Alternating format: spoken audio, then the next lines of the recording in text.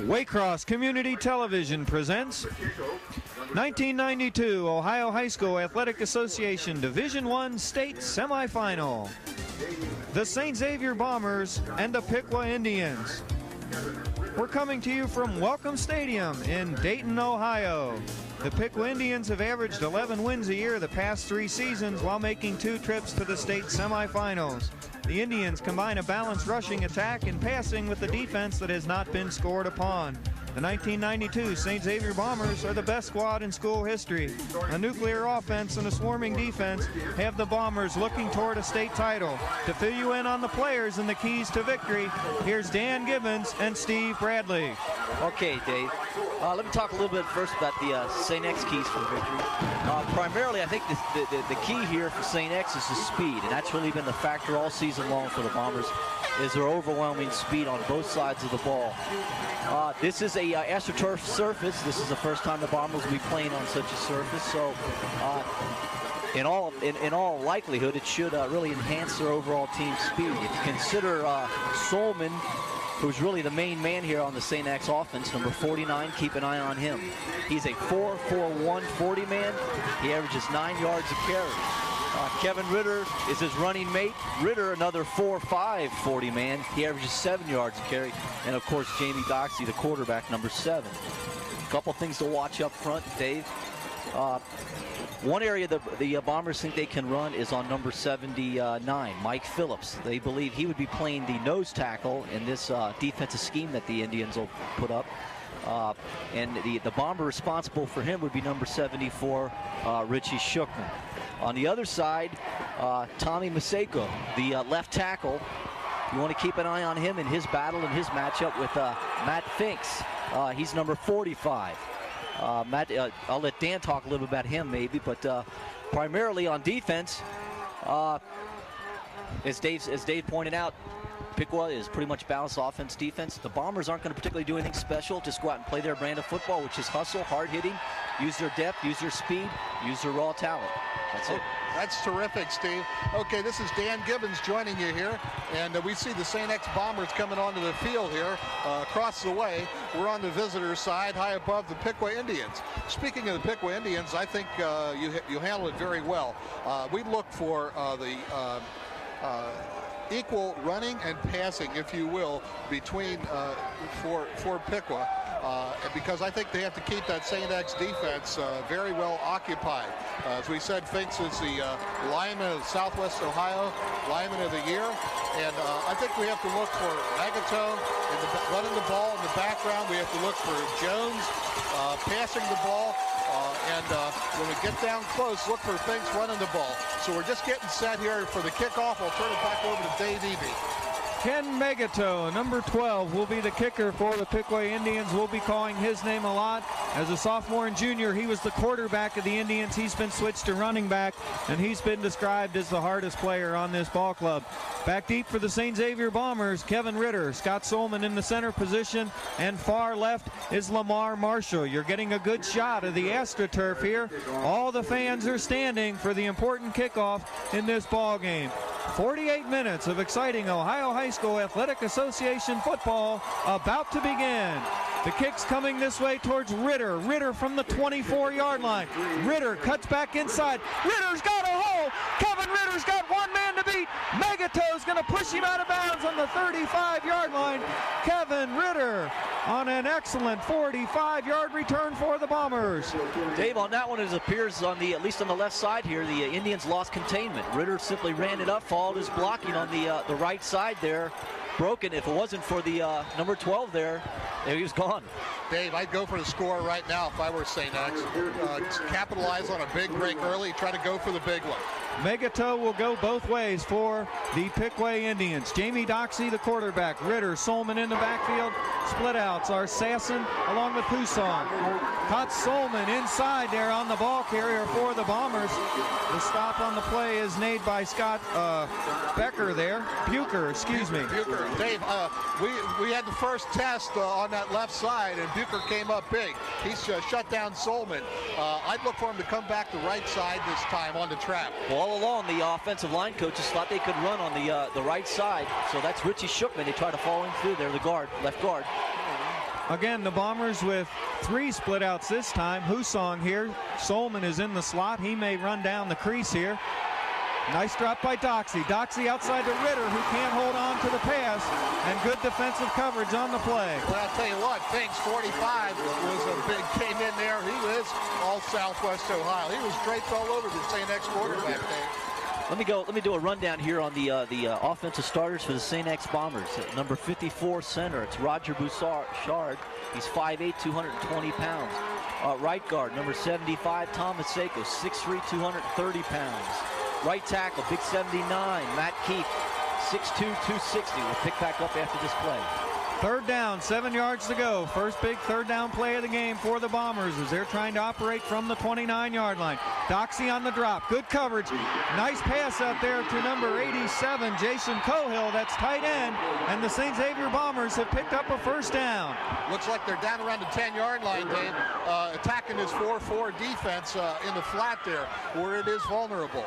You were going to finish the lineup there, Steve. Okay, we got at left guard number 74, Richie Shookman, 6'3", 230 pounds. Left tackle number 58, Luke Louderbat. He's 6'2", and he's 210. The tight end just caught the ball, number 87, Jason Cohill. So now 195. St. X looking at a 1st down and goal to go from the 9-yard line. The Bombers want to get it in early. They don't want to wait. Solman's got a hole and great speed. Good block outside, and Solman runs right in there to number 83. And there's way too much fisticuffs after that play by number 45. And the referees better calm him down. That's Matt Finkus. Okay, here's a replay on this. You'll notice that number 40, Ryan Holm, comes up to make this stop. He gets into to Solman low. There he is. You just saw him come into the picture. All that was a quick pitch. Actually, that's something fairly new on the offensive scheme for the Bombers this year. They said they were going to introduce a few new plays in these last 2 games should they go all the way to the state, and that was one of them. 2nd down, 5 yards to go. Straight backfield, 2 split outs to the left. Hand off to Ritter after the fake to Solman. Kevin Ritter with the nice move. 6 points, St. Xavier. Again, Ritter right over left guard is where he went. They attacked that left side or the right side of the Indians line. So that would be Richie Shookman and Luke Louderback on the blocking. Great blocking on that. Here's the replay. Let's take a look. Here's a replay. We'll take a look at it coming up. Here he is going through the hole there. You notice a nice block by Shookman and Louderback. And I'll tell you what, Ritter had a lot of daylight on that play. Good fire off the offensive line. Here's the all Southwest Ohio kicker, Dan Fricke, for the extra point conversion. That kick splits the uprights, and the St. Xavier Bombers, with 10 minutes and 16 seconds left to go in the 1st half, have jumped out to a 7-0 lead. Guys, I have to tell you, being with the Bombers in practice this week, they were one group who felt their pride was hurt last week in a very well-played 14-7 victory against Anderson, and they said, look, guys, we're coming back. We're scoring right away, and the Piqua Indians better be ready because we're coming right out at you. That drive right there, 35 yards, and the Bombers are off to a quick lead. That's a good point, Dave, because you're right. Anderson Redskins gave the Bombers their toughest test of the season. Bombers pulled it out 14-7 there. One of the comments I heard around was it was a wake-up call, and the boys were set to work this week, and they were determined not to have something like that happen again. I'm going to try to take a little, we got just a moment here before kickoff. If I can set that Piqua offense for you, we'll have Kevin Jones, number 5 at quarterback, number 6, Alex Terry, 5'11", 195 at tight end. We've got a running back, Ryan Berger, I guess it is, 6 foot 185. We've got number 20, it's number 28. We've got Ryan Holm, 6'2", 184 in there. Okay, he'll be a wide receiver, and let's go down to the field here. Wait a second. We'll finish it. They're still hanging on the field there. Come with Nick Levy. Okay, number 55. He'll be an offensive lineman. 56, Scott Evans, offensive lineman. We got 63, Joel Cade. Okay, he's be an offensive lineman. We got Kirk Neuenschwander. He's an offensive lineman, number 76, a tackle. Wide receiver Brooks Dodson, the tight end Brian Shepard, and the other running back will be maybe Rob Stump will get in there too. Fricke's kick goes to the 8-yard line, picked up by quarterback Kevin Johns. Johns runs right into the center of the St. Xavier defense there as Kevin Glazer able to come up and make the stop for the Bombers. Okay, what I look for now is I look for an equal running and passing game from the Piqua Indians here. They got to keep St. X defense, which may have a little bit more foot speed, guessing as to what's coming up. So Johns is a very efficient passer, had unbelievable 68% completion here. That'll be number 5, Kevin Johns. Let's look for him. Johns will be your quarterback as he steps underneath. Look for the running attack or the passing. They like to do both. Johns looking outside. Andy Quixote on the defensive coverage there for St. X as they were trying to get out to the scat back out there as they were looking for Brewer on the play. Right, Dave, and you notice they went after number 20, Andy Quixote, right away. That's maybe something that they picked up from the Anderson film. One thing we did notice when we saw the retape of that was they tended to go after Quixote maybe because of his height. Other than that, though, Quixote's a great ball player. 20 and 40 split out here. That's Ryan Hulme along with Matt Cool. Johns underneath. Johns going to try to roll. He's going to pitch outside here to number 1, and he's met immediately by Dan Gillen as Scott Bucher is taken down maybe after a 1-yard gain. It looks like he's not going to gain a thing. 3rd down, 10 yards to go from the 27-yard line, and this swarming quick St. Xavier defense is already firing themselves up. I'll tell you what, they were tough out there, Dave. They met number 1 just trying to get that corner. They couldn't turn the corner at all. That would be Scott Bruckner. Hope I got his name right. So the Indians have not gained a yard yet. It's 3rd down, 10 yards to go. The Bomber defense not showing blitz. They haven't blitzed very much all year. Johns back to pass, trying to hit the seam. He does hit the seam, and there is a nice catch made on the play. I'm not sure if he made enough yardage for the first down. Just short of the first down, Dave. Matt Cool able to pull that one in, number 20, and excellent coverage on the play made there by the St. Xavier secondary, and so the ever-present Kevin Ritter along with the ever-dangerous Scott Solman go deep for the Bombers, and Ken Megatow will punt. As for the Indians, it's 3 and out. St. X played a tough defense at time, but I'll tell you what, Piqua Indians showed a lot of life on that drive, Dave. It mixed the offense up. They hit a pitch. There's the snap to Megatow. I think they might go after him later on as the Bombers have seen that they can block a few. Scott Solman going to cut back across the field, and Solman's going to lose a yard. We're going to have a penalty flag thrown on the play and perhaps an illegal block coming up here against St. Xavier at about the 44-yard line. So let's wait to get the official call. One of the things the Bombers have to watch, guys, as we always say it, is penalties, as they are heavily penalized. That's probably because they're an aggressive team, and they're constantly hustling at there. I'll tell you one thing on that. That's the best thing that the Piqua Indians can do on the punt is there was good hang time, gave their people time to get down there, so Solman can't get that speed up. The Bombers were marked for clipping out at about the 44-yard line, but they're going to move it back to about the 18-yard line where Solman had been dragged down on the 33. 1st and 10 to go. Dave, that stop was made in the open field by number 55 from Piqua. It was a very nice tackle.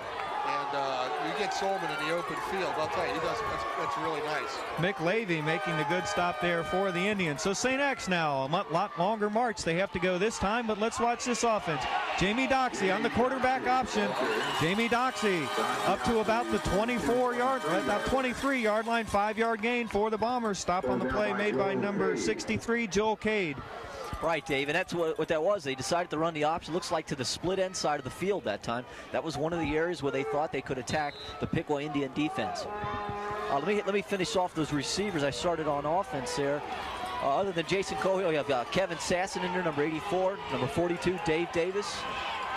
Danny Husong, one of the men who rotates in, is out here to the right on this formation. Doxey fumbling the snap. He's going to be taken behind the line by number 45. That is Matt Finkus, and we'll be calling his name a lot, along with number 1, Scott Bucher, who was blitzing. Okay, here's a replay here. I think you'll see 45 is just blitzing in there. You see the fumble by Doxey. Fortunately, he caught that ball in the air. It could be a whole different kind of ball game here if the Indians come up with that ball. Finkus was, again, we don't want to run it into the ground, but the Southwest Ohio lineman of the year. He's one that bears watching. The other thing I noticed, Dave, is there's a lot of gaming going on with the Indian defense. They're making St. X earn every yard.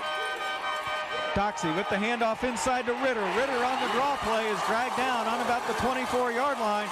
We've got maneuvering again as it looks like the Piqua Indians are trying to upset Scott Solman, and I sure hope that back judge takes care of that right away. That's the second time number 40 has hit Solman after the play, and we're going to have to watch that as Ryan Hulme here trying to mix it up. That'll just get him mad, Dave. He'll score 5 touchdowns again if they don't watch it. But the Indians managed to stop the Bombers. No matter what happens, with 6 minutes to go here, it's 3 and out for St. X. So Jason Cohill, the Southwest Ohio punter of the year, going to drop deep, and the Bombers have to watch out this return as the Indians look like they're going to be coming straight up the gut. Nice snap. They're coming right up the gut. Cohill gets off a boomer, and here comes the fair catch signal made back on the 34-yard line as the St. Xavier Bombers special teams come up big on that one as number 83, Brooks Dotson, brings that one in. So the Indians, with their best field position in the afternoon, the 35-yard line, are going to look to operate here with 5 minutes and 48 seconds remaining. Okay, Dave, let's take a look at that St. Xavier Bomber defense here. We got at nose tackle Gino Facido, number 51. Defensive tackle, number 59, Dave Neal. Other defensive tackle is number 65, Kevin Glazier. Kevin Johns barking out the signal. He's going to drop back. He's going to look for the little slant in. Dotson on the attempted catch there, and he was just hammered by Andy Chiotti, and he does not hold on as number 20 comes up big that time. I tell you, it looks like they're trying to attack over there in Chiotti's area, or attack this 5-0 Xavier defense. Okay, in the flats. We'll pick up the offense in just a moment. Go ahead. Sorry. They've been trying to hit those inside routes, Dan, and I agree with you. I think they are trying to pull the Bombers a little bit out, spread them out a little bit like Anderson did. Here's the handoff inside to Bucher. Bucher is racked up quickly on the line there. Greg Reichert, number 48, on top the pile, piling off along with Jeff Attic. Brian the Hitman Hoffman down there on the bottom along with number 51, Gino Fucito. That's right, Dave. That's defensive end, number 35, Brian Hoffman. The other defensive end, number 56, Eric Clemens. The linebackers, number 48, Greg Reichert. Number 66, Jeff Attic. Cornerbacks, we've already mentioned him, Andy Chiotti. The other one is Dan Gillen, number 40. Third down and 7 yards to go as the Indians going to try to pick up their first down. Johns on the quick drop, looking for the quick slant. He does hit number 40, and that's going to be a first down as Trent Allen has to pull down Ryan Hulme, and that's the play that the Indians have run with success so far against the Bombers, the quick slant, and that's good for a 9-yard gain and first down for the Indians. One thing I think they may have picked up on the films was the St. Xavier corners, and that was strong safety Mike Gussing that got beat on that particular. They are aggressive and they'll come up for the ball. And on that quick slant, you're vulnerable if you're going to come sprinting up there.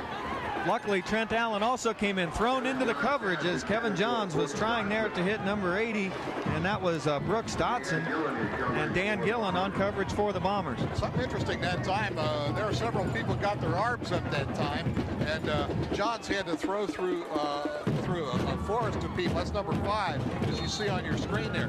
Also, look for the companion play. We saw that misdirection a moment ago. I think they'll come back to the left side with the companion to that play there. St. Xavier might have been expecting a running attack because they saw that work to Piqua's advantage in their last 2 games, but the Indians going to the attack here through the air as they've noticed that nobody's been able to run against the Bombers. Number 28 is able to pull ahead there for the Piqua Indians, and that's Ryan Berger. So Berger picking up big yardage for the Indians as the Bombers, I think, thought they had driven him out of bounds. Dave, on the final stop. Dave, you know, the Piqua Indians are really doing a fine job mixing it up. One of the things that did come in, I asked the offensive coach or defensive coach what they thought they did. They said they run the ball and they throw the ball well. They can't particularly key on one thing. That time they cleared the corner. Number 1 had an excellent block on that play, okay? 12-yard pickup for Beggar on that play. So John's going to go back, looking for the quick slant in again. Brooks Dotson takes it. Dotson breaks 2 tackles, and the Piqua Indians have definitely come to play football. St. Xavier recovers the fumble, and so the Bombers, number 32, Trent Allen, comes up big for St. X. All of Piqua's opponents have an unusual number of fumbles, as you can see on the statistics over here. Piqua's lost 15 fumbles this year, okay? Or lost 10 out of 15, okay? And their opponents have lost an amazing 14 out of 28. So there's a lot of hitting going on is what that translates to. Excellent point, Dan. There's good hard hitting going on, and you can hear it from the cameras down there on the field. Jamie Doxey on the roll. Doxey's got a hole. Doxey's no slow runner himself, and Jamie Doxey there started from the 28-yard line, gets out to about the 37, pickup of 9. I think what Doxey's doing on that play, he's reading linebacker Levy. Okay, and if Levy fills or comes into the line, he simply keeps the ball and keeps on rolling. Just as Piqua's noticed that they can throw that quick slant in the flat at St. X.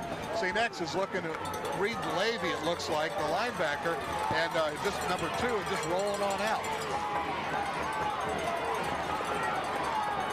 Jamie Doxey calling out the signals under Roger Bouchard and that offensive line that likes to blow people off the ball. Here goes Solman, nice hole, and Scott Solman's going to pick up the first down, getting out to the 40-yard line, pick up a 3 for the Bombers, first down. Steve, it looks like the Bombers are really letting Jamie Doxey run this offense today. He's been in throwing a few passes, a few sprint outs, and perhaps they're trying to loosen him up before getting Solman and Ritter going. Well, you're right, Dave, and I'll tell you again, what we noticed there is that left side of the line. They're going to attack that left side again. That's credit to Richie Shookman and Luke Louderback. That's what they're going after, that left side. So St. X with their 3rd first down in the ball game now as the Bombers operating from their 41-yard line. They started on the 28 after a fumble recovery. They'd like to get another score. Here comes the blitz. Nice pickup by Solman in the backfield. Dave Davis, the sure-handed receiver, number 42, hauls that one in on the 47-yard line. It looks like it's going to be marked of the Piqua Indians, and that's going to be enough for another St. X first down pickup. Here's the replay on this. What you're going to notice is Doxey rolls out. They're in man coverage right now because, as Dave mentioned, the blitz. Dave Davis from the slot position simply learns a deep out. Good pass. I would say before that the Indians, what they're doing with their linebackers is they're gaming, they're blitzing, they're dealing with their linemen. So all the assignments on the St. X line are pretty interesting. Nice pickup there by the Bombers. Solman picking him up out of the backfield. Here goes that option to the left. Doxey with plenty of room, turns the corner, and he's dragged down from behind by Ken Megato, or Jamie Doxey's off to the races. And Dan, again, the Bomber line catching him in that stunting that you were talking about, but first down on the 35-yard line, another 12-yard pickup. Live with the stunt, die with the stunt. Okay, that time exactly right. He caught him in a stunt. Lauderback got the block. And Jamie Doxey, who I don't believe they know how quick he is, was able to turn the corner. And that was a great block by tight end Jason Cohill on that one. He took out the strong safety and cleared that corner right out for him. Good point, Steve. We talk about his punting and pass receiving, but that man has opened quite a few holes. Here comes Solman. Look at him key on Scott Solman, and he's still got some speed to outrun, as it looked like he was going to be tackled in the backfield, Dan Gibbons, and he just sprung to the outside. Pickup of about 9 yards on that, or about 7 yards on that play for Scott. There's an old saying that if you got a great back, stop him before he gets started. And I think it's a good philosophy, because we know if you wait for Solman, you've missed the bus. You're history. And Dan, you know that play started to develop left. It wasn't there. He cut back on the right, picks up 9 yards. Second down, 1 yard to go as Scott Solman with a pickup of 9 on the play. Jamie Doxey calling out signals. Bomber ground attack working. Nice fake to the left, was bid on, and so Ritter may have some room, but staying home on that side was Ryan Huell. I do believe it was enough for a first down on the 24-yard line. And so it is going to be a first down for the Bombers from that point, pick up a 4. Steve, does this offense surprise you the way St. X is going left, right, with just short little slants? Not particularly. Again, they felt that they could really play football with anybody with the offense they've been doing all season. Just take their speed and their depth and then line up and play. And that's what they're doing. They're mixing it up well. They're running Ritter and Solman. They can't key on anybody in particular. 2 minutes, 30 seconds left in the first quarter. St. X on another drive. Doxey having a little trouble with the footing there. Doxey's going to loosen it up for Cohill, and he just overthrew Jason Cohill. Nice coverage on the play there by number 22. Dave, and that's Brian Megato.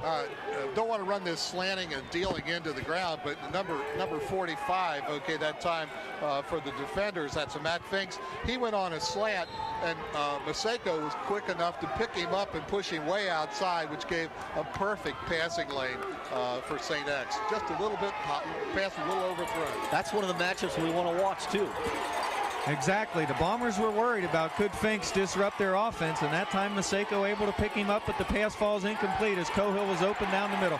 Doxey again going to fire. He hits Jason Cohill this time, and Jason Cohill is knocked into the end zone for the St. Xavier touchdown. 24 yards, Doxey to Cohill, St. X 13, and the Indians 0. What a great play. On the replay here, you'll notice Doxey's going to roll right after he fakes his handoff. Cohill's coming from the left side of the screen. What he does is pulls into the middle, and really just it's a receiver's read. He goes wherever the gap is, pulls up. Doxey finds him, touchdown. What a great read between those two. Also, what a great job by the offensive line, giving him so much time. That play takes a long time to develop when you got to go out there and find a hole, but he had all the time in the world. We see the points good, Dave, and the score now with 2 minutes and 16 seconds to go. St. X is 14, Piqua 0. Dan, an important point on that I liked was that Jamie Doxey came right back to Jason Cohill. They found him open down the middle. They just ran a little bit of a different size slant, and Cohill was open again, and so the Bombers score via the pass. A 72-yard drive for St. X now has them up by 2 touchdowns. And quite frankly, if this Bomber offense gets rolling like this, the nuclear attack may start coming out, and the Indians are going to have to come down in. So Fricky here lining the ball up on the 40-yard line, putting it right out there. I believe in the background, I don't know if you guys have been hearing this through your headset, but St. X brought up an air raid siren, one of the things that the bomb squad decided to bring in, and they've already let that go twice, as they're definitely trying to fire up their fans. You see Piqua here, very much like Northmont, really trying to urge their team on. Dan, the whole community's gotten behind both of these teams, and we're going to talk about that a little bit more in the second half. I was just motioning to Steve that Fricky is one of the best kickoff men I've seen around a long time. That one could sail into the end zone. Indeed it does, and so that'll be a touchback. As Dan Fricky's kick bounced on the 2-yard line and goes in, and that's about the best defense, Steve, you can have on a kickoff. All right, and he's been doing it all season. The only time we didn't see him drive the ball in the end zone was probably 2 weeks ago against the Northmont team, and because that was the field conditions. But we should see that all night, him drive all day here, driving the ball into the end zone. Okay, Piqua's got to open it up here because they're down 14 points. They've got a pretty dynamic offense. It looks like they got the 2 split wide, and they got the big guy in Dan, there the big guy, yeah, number 45, Finkus, has gone into the backfield. Good blitz by the St. Xavier Bombers, Brian Hoffman and Kevin Glazer. Kevin Glazer last week was 6 tackles for losses, and Steve, he roared right through. Right, I don't know if it was a missed assignment or not, but he sure did. I don't know if he was stunning on that or looped maybe. On the replay, you'll be able to see it. It's number 65. That's what it was. It had to be a missed assignment. The guard, whoever that was, looks like he pulled and opened up a gap, and Kevin just flew right in there. A 10-yard loss recorded there for Kevin Glazer and Brian Hoffman. They're the 2 leading tacklers on the Bomber team, and both could break the St. X single-season tackling record, depending on how many they get in this game and should they go on to the state. Now there's a play, and maybe some of the fans are sitting at home and saying, they're diving into the line. They're going to give it but you're down on your old goal line. You're down 14 points. You're looking for a pass if you're St. X perhaps, so that's not a bad play to take a dive in there. Maybe he gets those 10 yards back and you get back into your offense. 3rd and 17, Dave. Did you know who carried that? That was number 45, Finkus, on the play, and so they were giving it to the big man to help him bowl ahead. If nothing else, give your punter a little bit of room to operate out of. And so now Kevin Johns, he's going to hand off to Finkus again. Finkus trying to move ahead, and the St. Xavier Bombers, that swarming tackling as the Bombers come up. That's number 56, Eric Clevenance, and I think that this could be a bad penalty against St. X for hitting the quarterback late, and I don't know why that flag's thrown if they're going to allow some of the other shenanigans that's gone on early. And Dave, I noticed that was number 32, Trent Allen from the free safety slot, came flying up there and made that tackle along with Eric. 15-yard penalty here against St. X. They had them 4th down and about 18 yards to go. They would have been punting from that area. Should be 3rd and 2, Dave, if the chains are correct on the field. Well, I guess they marked it off from the point of the foul, and this is going to be 1st and 10 from the 31-yard line for Piqua. So a major mistake by St. X there as they went in and I guess it was a late hit on the quarterback. Yeah, we don't know for sure, do we? I don't see any sign out there. So the Indians are on the 31-yard line now. A 1st and 10, otherwise they would have been punting from deep in their own end zone, so they better take good advantage of this situation. Handoff inside to Matt Finkus. Dan, does this surprise you that they're going back to the power game? No, what I think their game plan is they think they can overwhelm Fusito there in the middle. They got a 245-pound fullback, and they've got a very good size, very strong big center too. And I think they're just trying to say, we got to establish ourselves, get out of this hole, and see what we can do. That's Scott Evans, number 56. This is the passing formations the Indian likes. 2 wideouts, Dodson far, Holmey on the inside.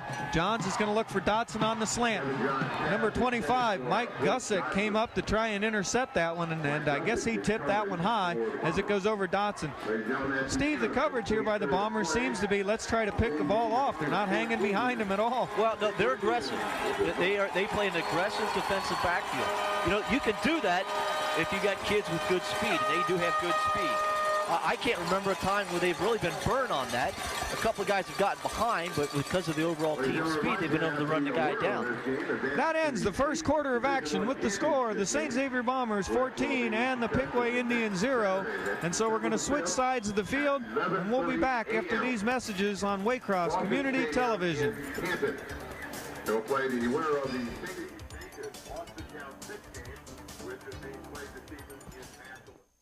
Waycross Community Television is many things to many people. It's sports. It's entertainment. It's information. It's exciting. Waycross Community Television. Without the community, we'd just be TV.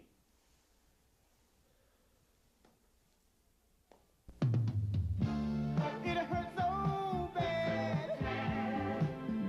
It hurts so bad.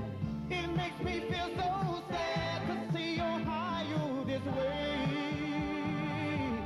If you could only see how much litter really hurts, you'd stop it.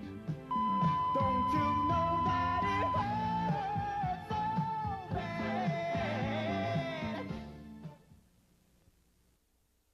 We're back at Welcome Stadium in Dayton, where the St. Xavier Bombers lead 14-0, and the Piqua Indians trying to march out of their own zone. Dump off here to Megato. Johns hitting Megato, and number 48, Greg Reichert on the stop. Penalty flags. I think we're going to get a clip against the Indians here. Dave, a lot of times in a game where you got, you know, it's a high-profile game. It's the semifinals of the state. You've got a lot of emotion out there, and we don't want to pick on anybody, late hits, early hits, any of that business. But there's just a lot of emotion going, and I think that, you know, sometimes that kind of feeds itself. You get whacked after the play. Sometimes, you know, you're looking for anybody, and you're just so pumped up. So I think it's more, you know, the adrenaline in there than any intent on any fouls. That's a good point, Dan, because when you get to this stage, obviously it's either two very, very good teams or they wouldn't be here. So you look for that extra advantage, and that could come down to just be a little bit more aggressive than the other guy. Maybe take the heart out of them before they take the heart out of you. The last penalty was declined by St. X as there was a 3-yard loss on the play. Ritter and Solman deep. Both of them can take it all the way. Here comes the snap to Megato. Punt's going to drop short. Ritter's going to come up, or it's going to hit that turf. Kevin picks it on the roll. You see why he's a baseball player. Ritter heading to the outside, and he's knocked out of bounds over there by number 2. That's Eric Levy. So Ritter gets up to about the 48-yard line before Levy stops him, and the Bombers will stop 1st and 10. I think I just want to mention the defense here. Be Scott Bruckner as the linebacker. Eric Levy's going to be in there, the linebacker. Ken Megato. Brian Megato is going to be the safety. Ryan Berger is the defensive lineman. Ryan Holm is a linebacker in there. It looks like Matt Finks is in there. Joel Cade, Mike Phillips, Brooks Dodson. I'll finish the rest of them into this. Jamie Doxey here with the nice handoff to Ritter, or Solman, excuse me. He even faked me out as Scott Solman picks up 2 yards on the play. Some excellent statistics here for Jamie Doxey in that first quarter, guys. Jamie, 4 runs, 25 yards, 3 of 5 for 56 yards through the air, and 1 touchdown pass. So 81 total yards for Doxey, running a great offense, Steve. Yeah, and I noticed here at the left tackle we have Dave Alsbach in there. I didn't want to forget Dave. He's really the number 1 replacement for anybody that gets hurt along that offensive line other than the center. But he's in there at left tackle, number 72. Doxey going to take the roll. Doxey cuts it up nicely. Jamie Doxey, he could go. He gets one block, and he's dragged down by Brooks Dodson on the 23-yard line. No yellow flags, and so Jamie Doxey rumbles 28 yards and a St. Xavier first down. Dan, we just called his number. He sure did. Here's a replay. They're just going to option this to the short side of the field. Doxey's going to step down the line. He tries to read it. There's nobody there. He decides to turn it up himself. Remember, I mentioned that he is a 4'5", 40 man. So again, the three guys are going to touch the ball for the Bombers. You know, they're all three of them are sub 4'5", 40 men. Ritter coming in motion. Doxey going to look down the middle to Cohill. Cohill almost able to pull that one as he runs into number 12, Ken Megatoe. Good coverage on the play by Megatoe, Dan. Very good coverage. Megatoe caught the ball, and it was taken away from him here by Cohill, okay? It was the other way around. It was just a little bit long. Right. You know, that was something they really put in. That's been a mainstay of the Bomber offense for many years, but they scrapped it within the last couple of years, I guess. But what that was, they put Ritter in motion out of the backfield. The cornerback has to go with him. What's that opens up the left side. The tight end simply does an outside release. Quarterback fakes a pitch right and tries to hit Cohill. It's called a wide pop. Second down, 10 yards to go. The Bombers on the 22-yard line, knocking on the door again. The Indians pounding the drums, calling out defense. Doxey trying to pass there, keeping it low so it's not intercepted. Husong trying to go down and get it. Dan, good coverage by number 83, Brooks Dodson, and he's been all over the field offensively and defensively. Brooks was out there, and also want to comment about Ryan Berger, okay? The linebacker was in there in Doxey's face that time, and I tell you, it's a lot harder to throw if you haven't done it before with somebody in front of you waving their hands and jumping up, and so that pass was a little errant, but there's a reason for that. Third down, 10 yards to go. Sure-handed Dave Davis going to the right side. Kevin Sasson coming out here left. The Bombers like to run a delay draw play here sometimes. Solman going to come into the slot, set up as the slot back. Nice 7-step drop by Doxey. Good pressure. Hits Solman over the middle. Holmey knocks Scott Solman to the ground, and he was definitely down, as that is a turf ball, and it's St. Xavier's ball, as definitely Scott Solman hit the ground, and the ground caused the fumble, so they're going to be on the 18-yard line. I'd like to see that one again. What, as far as the fumble? Here's a replay on this ball. If we look, I think this was a fumble, Dave. We're in here. He catches it. Boom. And that ball comes out. Well, we can't inconclusive from the replay, but boy, what a hit. Solman is a tough young man, and a great hit by number 40, wasn't it? Ryan Huelm on the kick. Here's Dan Fricke. Nice place down by Cafeo. Fricke, is it going to have enough? It's going to be wide to the right, and this has got to be something the Bombers have to be worried about, as Dan Fricke is 0 for his last 4, gentlemen, and you're going to need those 3 points maybe if you go on from here. Well, that is just about his range, isn't it, Dave? About 40 yards, and you know, he had the foot on it, but you're right, from our angle, it obviously tended to drift to the right. But it would have cleared normally, I think. I noticed at Anderson last week, before the game, he was hitting to the right. During the game, he pulled it back and hit left. And Dan, you were talking about where his foot hit the ball. And so the Bombers will be looking at that as we move forward here. John stepping back. They pick up the blitz well. He's got plenty of time. There's got to be somebody open. And he tried to hit number 40, Ryan Huelm. Dan, that was a great job by the offensive line as 3 men were coming on Kevin Johns. Absolutely. Boy, they picked up everybody. St. X brought everybody but the Glee Club that time. And they were all picked up. And I'll tell you what, Jones put the ball out there just about an inch too long for home. So, second down, 10 yards to go for the Piqua Indians, as they're trying to definitely get on the board here with 9:01 remaining in the second quarter. They don't want to let St. Xavier get out of range, or they're really going to have to get out of their game plan. We notice the red and the blue of the Piqua Indians as their pom-poms sway in the air, exhorting Kevin Johns on. Handoff here to Huelm on that wingback reverse. Huelm with great running room up the middle. Anderson, number 26, brings him down on the 31-yard line. 11 yards and a first down for the Indians. It was a great trap block on that, and they just came back and cracked back legally. A legal crack back on the trap, I mean. And that was just a well-conceived, well-executed play by the Indians. Right on the move, Dave. And Piqua does a lot of things that St. X does. I'm really impressed with their offensive package. They do a lot of things very, very well. You really can't key on one thing. We've noticed that as we've gone along. Last week, Anderson and X looked like they stole plays from each other's textbook. Nice fake by Johns, and he just couldn't hit number 6, Alex Terry. And Alex Terry had 50 yards of green AstroTurf in front of him. Well, I'll tell you what, they caught X in the blitz again. Okay, now X is not as gambling more than I normally see him do. But what they did is they caught him in the blitz, the fake to the fullback, okay, sucked the safety up, and I'll tell you what, they were off to the races. Again, that was very, very close. Steve, we'll come back to you with a point about this St. X defense in just a minute here after this play, as Kevin Johns had tight end Alex Terry open, just overthrew him a little bit. Johns with the handoff, fake, gonna head outside here to Hume. Hume is grabbed by Brian Hoffman, and he's not going to let him go as Brian Hoffman takes him out of bounds after about a 5-yard gain. Steve, the Bombers are blitzing more this game, and is that in preparation for next time, or was this part of the package here? No, I believe that was just part of the package. Dan was perfectly right on that one. That's what it was designed to do, is to freeze up the free safety there. He did step up, and that was their tight end. That was kind of their version of their wide pop, and as you can see, that was wide open. That could have been a big play. So they're looking at 3rd down and about 5 yards to go. This could be an important first down.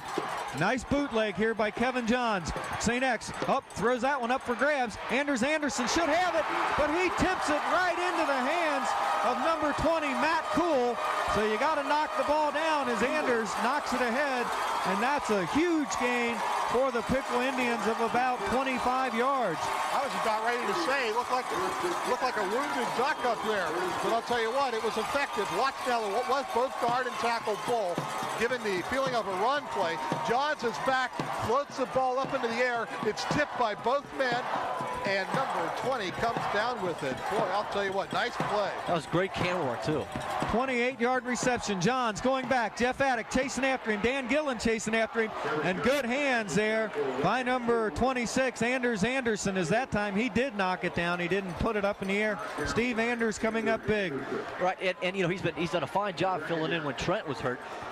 You know, we had discussed this throughout the season. If the Bombers were vulnerable in one area, we always thought it was in the secondary. Clearly, you're not going to run against those interior linemen and Attic and Kevin and Greg Reichert at the linebacker slot.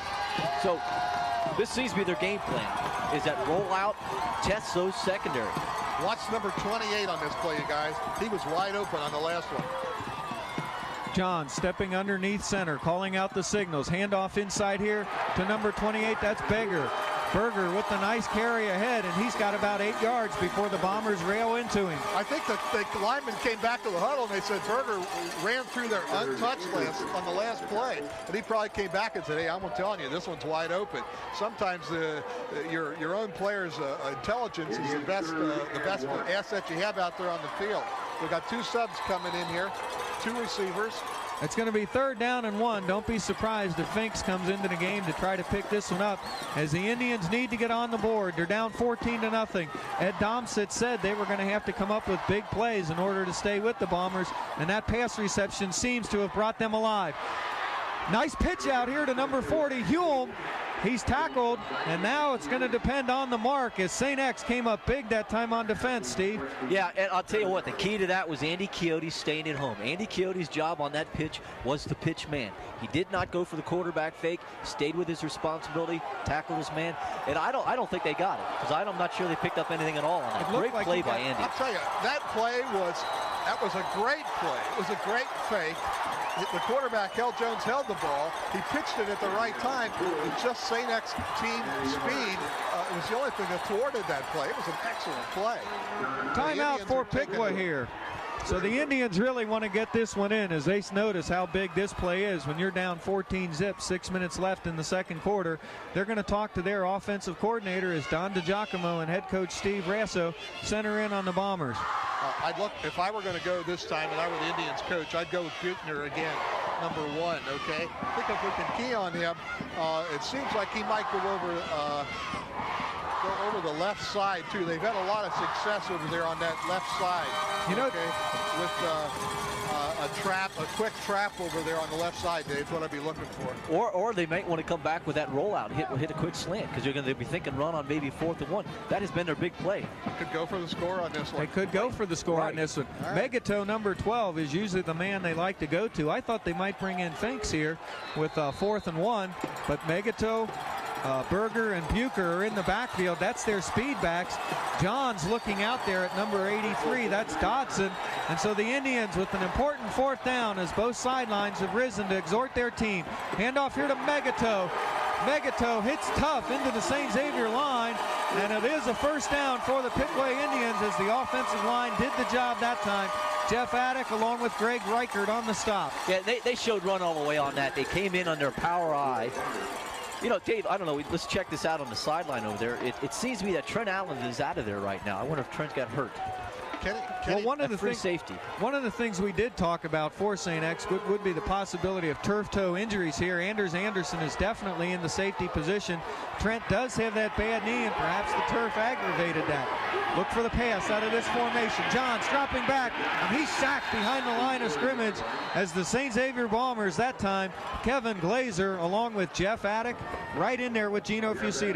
That was a linebacker blitz. Attic out of the way on that one. He came hard. Glazer, nice play by Glazer on that one too. The last play, this one had something. Megato showed a lot of athletic ability on there, number 12, okay, for Piqua. So we're going to keep our eyes on him. He looks like a very good athlete. He was their quarterback, Dan, for the past 2 years, switched to running back. Here comes Beggar. Beggar trying to get outside. He does cut the corner, and then he's knocked down by that swarming St. Xavier defense.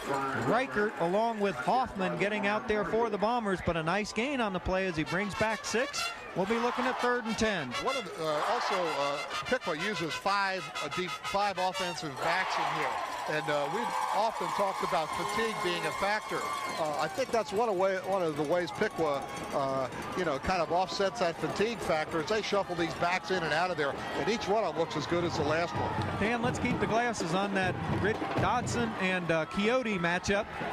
Johns going down the middle here, and Hulme dropped it as he definitely had split the seam. It was on the other side, but did you notice he checked off to the first man and then went over there?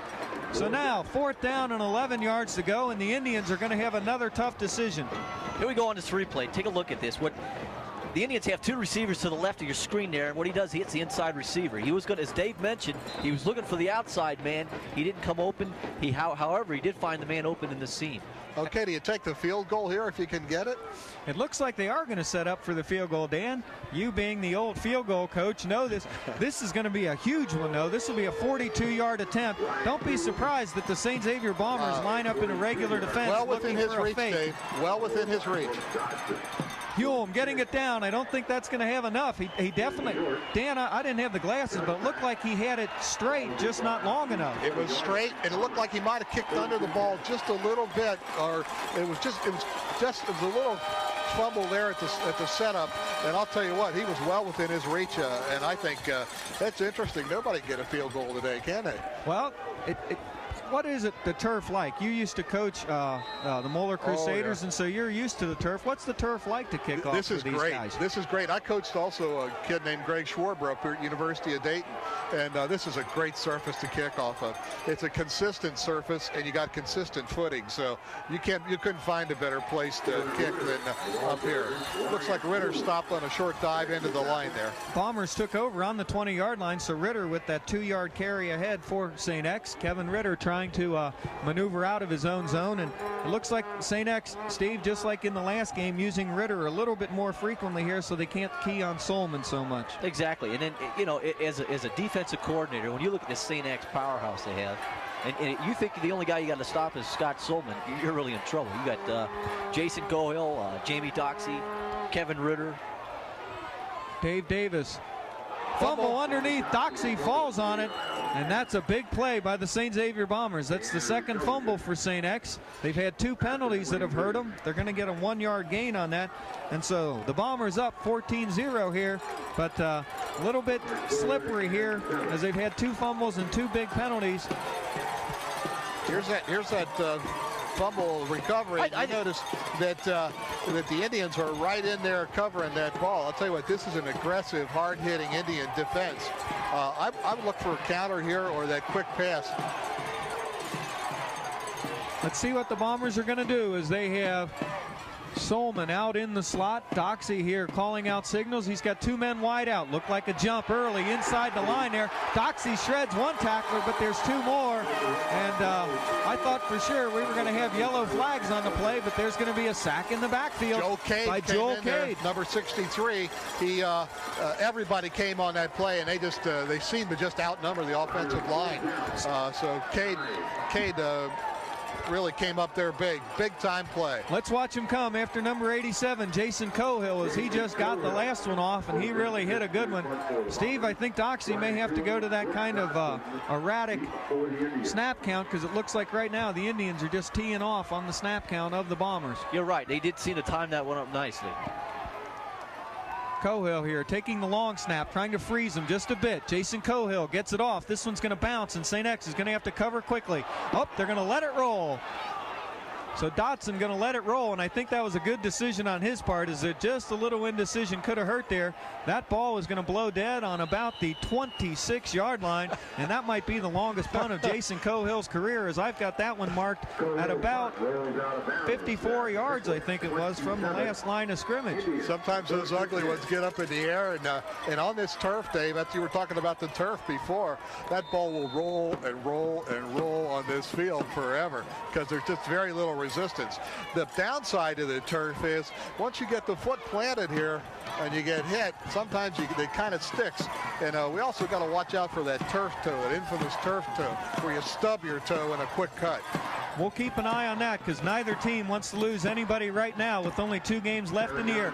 Hulme with the nice pass out here. Hulme making the good cutback inside as he picks up a few extra yards. Penalty flags are going to go, and right now the St. Xavier Bombers are shooting themselves in the foot, as this looks like it could be another 15-yarder for a late hit against the Bombers. If you'll take a look at St. X, the number 40, okay, he got that little stump that time, that stop, and he got hit there, okay? We'll keep an eye on him, see if he comes back here okay. That was a pickup of 7 yards on the pass, but then a 15-yard penalty whistled against St. X. And Steve, what do you think the coaches are going to say to the Bombers? That's 3 penalties, each 15 yards, each for a first down for the Indians. Well, what you got to do is you got to settle the guys down. They obviously made the play. It was just that, I guess it was a face mask is what it was. I thought it might have been a late hit there for one of the Bombers coming in, but we don't know. We only saw the unsportsmanlike conduct as Johns drops back. Good pressure from Cleveland. Screen to Finks. Finks with the nice move. Finks trying to get inside, and Jeff Attic drags him down by the feet. And so a good play by Jeff Attic, number 66, along with Trent Allen. Dan, a pickup of about 8 on that play. Yeah, Finks shows he can really move for a big man. We've got a quick 2-minute offense in here, I think, Steve. Johns looking to look outside here. Ball tipped at the line. Dan Gillen was not able to hold on as Brooke Dotson hit Gillen. It was tipped on the line, and then Gillen almost picked it off, and Dotson just cracked him. Right, you know, that play before, that was an interesting call. That was a screen play, and I guess they thought the Bombers would be thinking pass, backing up, and that's exactly what it was. That's a good call. Excellent run by Finks there, Dan, as you were mentioning. The boy can go on the line and from the backfield. Finishing off on Finks, he's a 3.86 GPA, and he's also a member of the National Honor Society. Not only can he run, but he can run upstairs real well.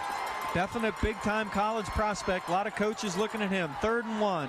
Power backfield. Handoff here on the draw as St. X is bringing everybody. And Megato gets down to the 32-yard line. That's a 10-yard gain for Ken Megato. Maybe we can see that on replay. As we were saying before, this number 12, Megato, looks like an excellent athlete. And you come back to your best people in areas of wide open hole. Look at this. He actually stumbles a little bit there. He may have gone another 10 yards. That was Trent Allen in there, Dave and Dan. So he wasn't hurt. I guess they were just spelling him off a little with Anders Anderson. But it was Trent Allen that made the tackle on that. 1 minute, 6 seconds left to go here in the second quarter. Timeout Indians. 14-0 St. Xavier. Dan, all-important drive here. They've got to get this ball in before half. Absolutely. I think as far as the strategy goes, this is the whole ball game right here. If they don't score, they got to come out and score 3 times, okay, to get ahead. They score here. Actually, they only have to score once with, a 2-point play to get ahead in the ball game. So this last minute and 6 seconds, it means everything to the Piqua Indians here. Let's also remember that the Piqua Indians will probably elect to receive the ball in the second half. They deferred from the opening coin toss. Steve, if you're the defense, what are you going to be looking for here? Well, again, I'm going to be looking for those quick slants that they've in the quarterback role. So it's really very important that the defensive ends, and that's Brian Hoff and Eric Clevenance, contain the quarterback. They got to stay home and respect the role. Coyotes out here one-on-one on Dotson. Lamar Marshall, a sophomore on the other side. Dotson's got Coyote beat, and he catches the pass on the 4-yard line. Andy Coyote bit inside big time, and Brooks Dotson beat him, as we said. Watch that matchup. Nice throw, 28 yards. Johns to Dotson. 1 minute now remaining in the first half. The Indians trying to take it in. Johns just let his receiver run underneath it. Great play. Pass outside. Lamar Marshall trying to get out there to cover Ryan Hume, and Hume slipped on the play as Johns really let it go, Dan. Boy, you took the words right out of my mouth. That was 6 points for the Indians. Had not Hume slipped on that play because he had Marshall beaten. That's what we call square out. He just down into the end zone and turned square out to the side. You notice it's been raining and it's a little wet here, but I'll tell you what, the traction is perfect down on that AstroTurf field. Dotson is matched up one-on-one with Marshall. Look for Dotson to come inside on the slant, power backfield. Hand off to Megatow. He's got a little bit of room, but that's going to be dropped out by Trent Allen. Steve, the big senior safety, coming up that time. Yeah, and they showed run all the way on that, Dave. As you pointed out, they were in the power eye. And in that case, they're going to give it to their main man there. 1 yard gain. We're looking here at 3rd down. About 3 yards to go. Short 3 or long 2. Handoff inside here to Megatow. He's stacked up by the interior of the St. X defense. And now the Piqua Indians have got to call timeout. That ball was on the ground, but I believe they had called timeout before. I think Megatow seemed to pause there just a moment if you saw it on your TV screen. And what's happening, he's waiting for that trap or that crossing block to come across. And so if he stutter step, that's exactly what he's supposed to do in that situation. Stutter step and shoot for the open hole. Well, the hole never opened up because the St. X linebackers and Trent Allen just shot the gap too and closed it off. Big call here for the Piqua offense as it's 4th down, 2 yards to go, 22 seconds remaining in the second quarter, and I believe that 45's going in, Dave. Could mean something. Matt Finks is number 45. He's 6'4", 247. He's bigger than half the St. Xavier defensive line, who's very quick. And so look to see what happens here. Hume split out. I lied to you. He came off, Dave. Power eye. That means Bucher, Baker, and Megatow. Megatow usually gets the call here. Yeah. Johns is going to keep it. Johns is going to look to pass, and he does. Throw to number 1 for the touchdown for the Piqua Indians. That's Scott Bucher.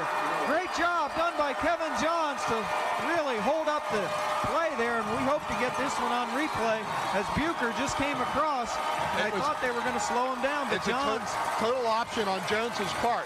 The ball's thrown. He can run, he can pitch, or he can cut back to one of his players in the end zone.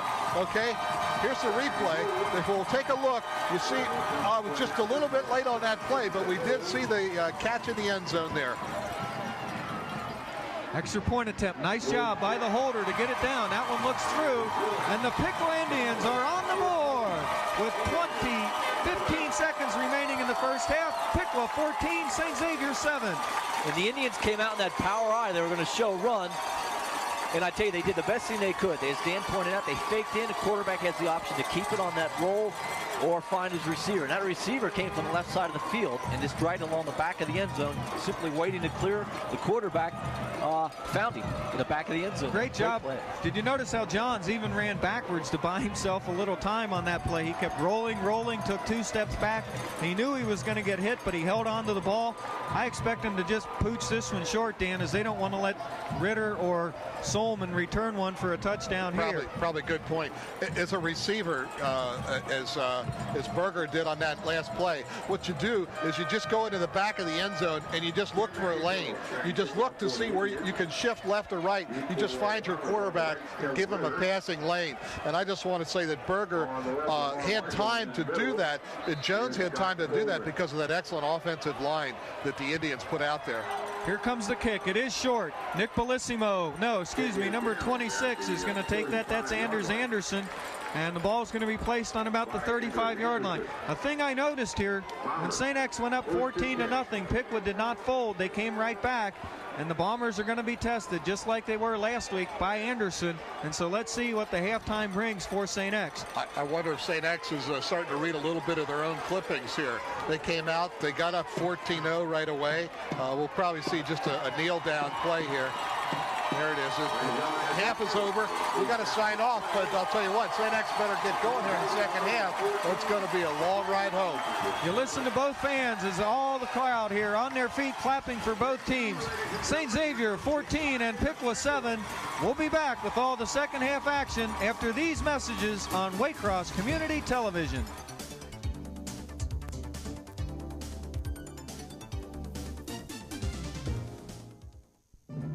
Dial-A-Teacher is a homework hotline for students having trouble with homework. Certified teachers operate phones from 3:30 to 7:30 p.m. Monday through Thursday. If you're a student or a parent who needs a homework question answered, call Dial-A-Teacher at 531-3660. Listen to cats, you men and women. Take care of your lungs. They're only human. The American Lung Association, the Christmas Seal people. This vehicle can take you to places no other vehicle can. To strange worlds and even stranger life forms.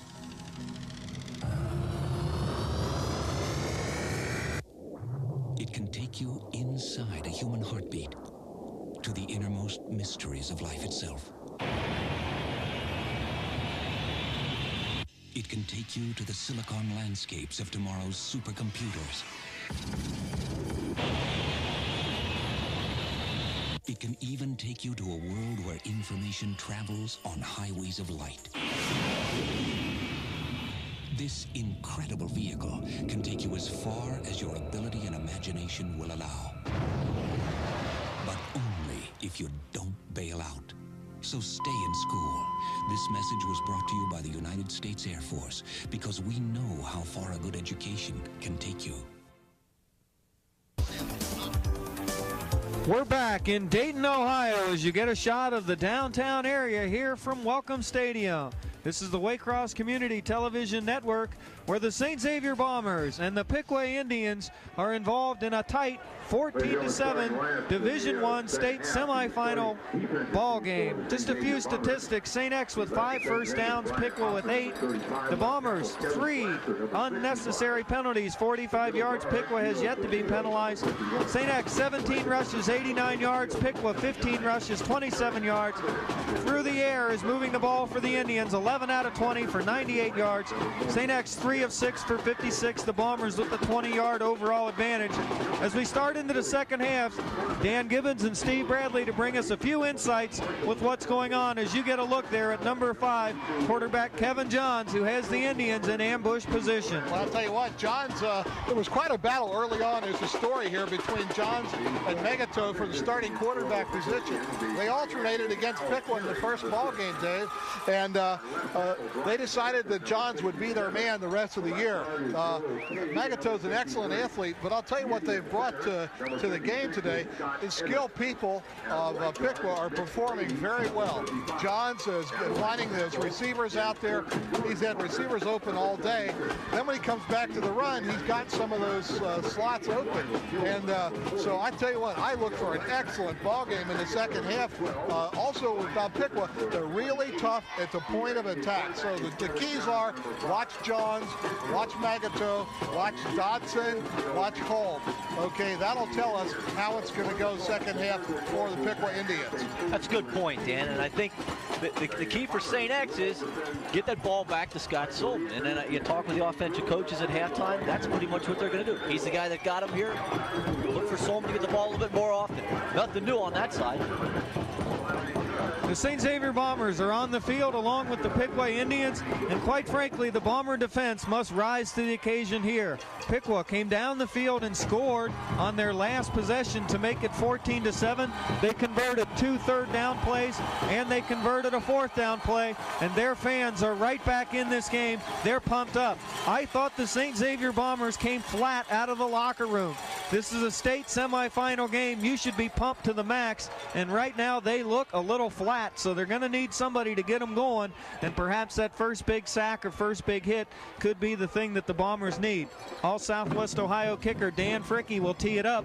He's been doing his job tonight, and so right now there's 24 minutes of football action remaining. As you see the big blue and white X flags going, they'll switch cameras here. You'll see the big Indian dancing for the Piqua Indians, and we're ready, guys, for second half action that should really decide who's going on to Fawcett Stadium in Canton next week. And Dave, I wouldn't necessarily let that enthusiasm at this point dictate, because the Bombers have been a quiet, very confident.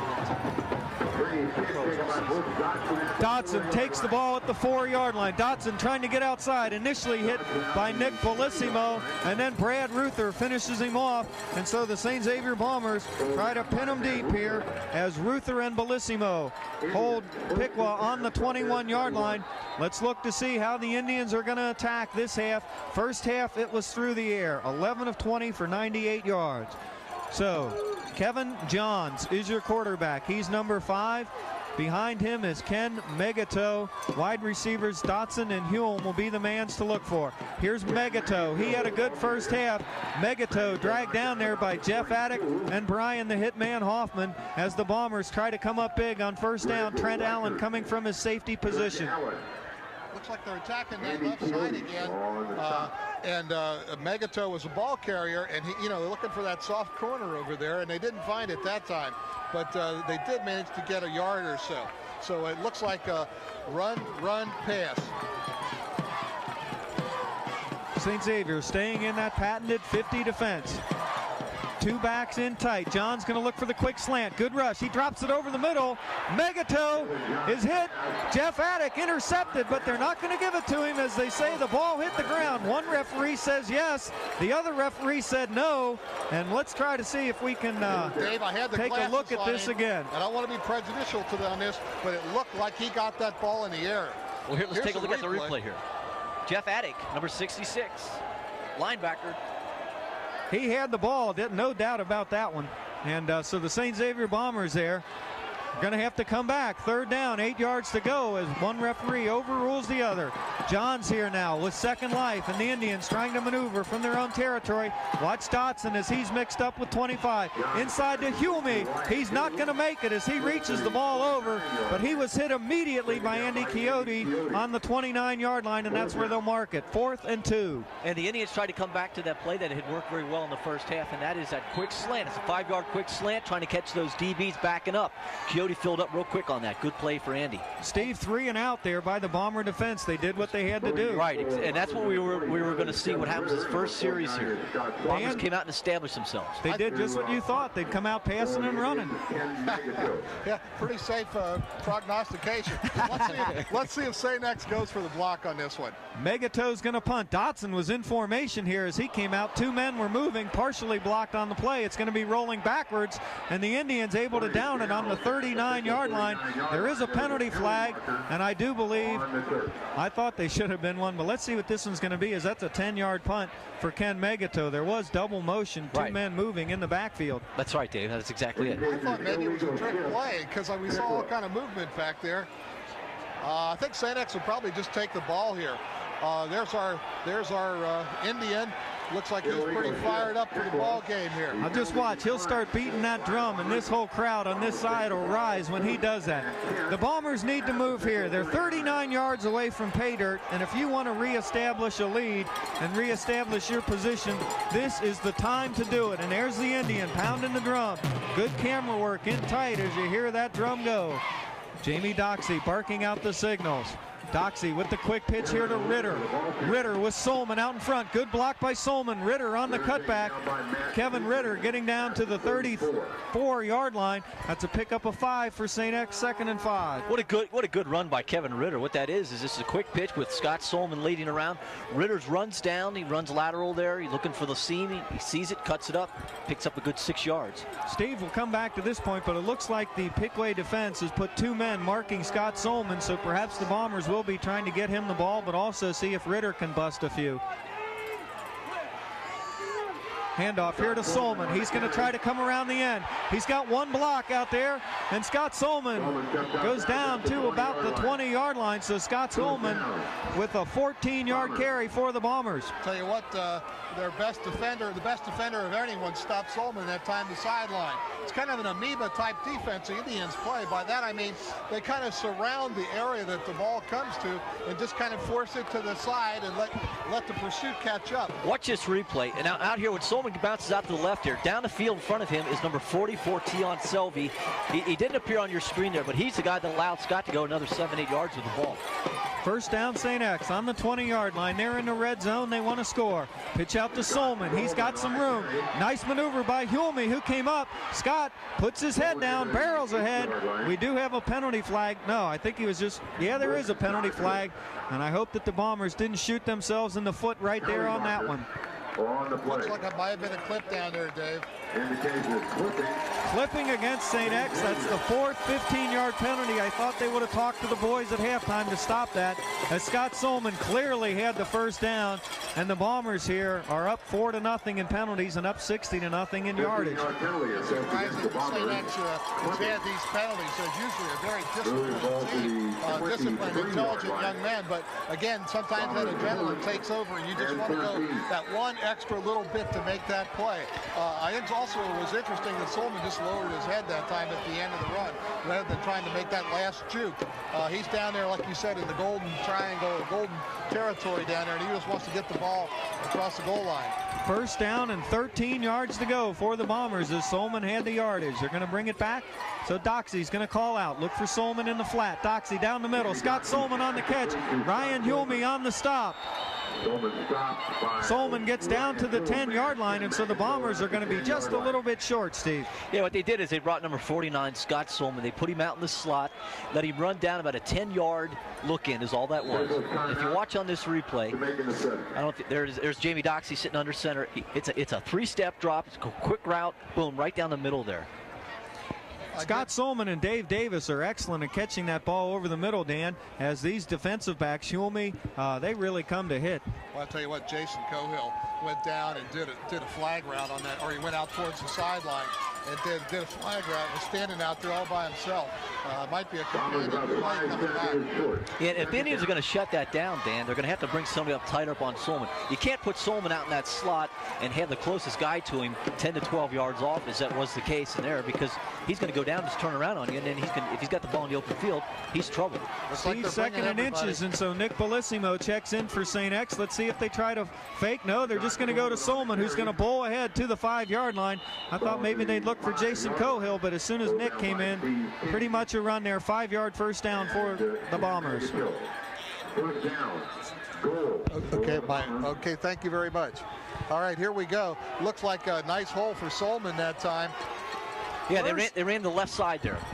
First and goal to go, Steve. Who do you think they're coming to here? As Bellissimo's the up back, Solman the deep back. Well, they're show and run, but I wouldn't surprise me if he rolls out here and tries to find Cohill in the corner of the end zone.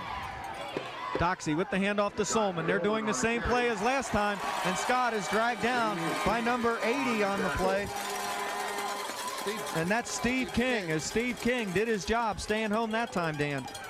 I'm not sure, the truck, I'm not sure if my mic is on because I can't hear anything. So, okay, well, thanks a lot for the confirmation there. But King did come up, make that stop. Very, very good and key defensive play. Gain of about half a yard. Second down, 4 yards to go. The Bombers in that tight backfield again. Watch it now. Let's see if they go for the rollout this time. It's the exact same set as we saw last time. They're show and run.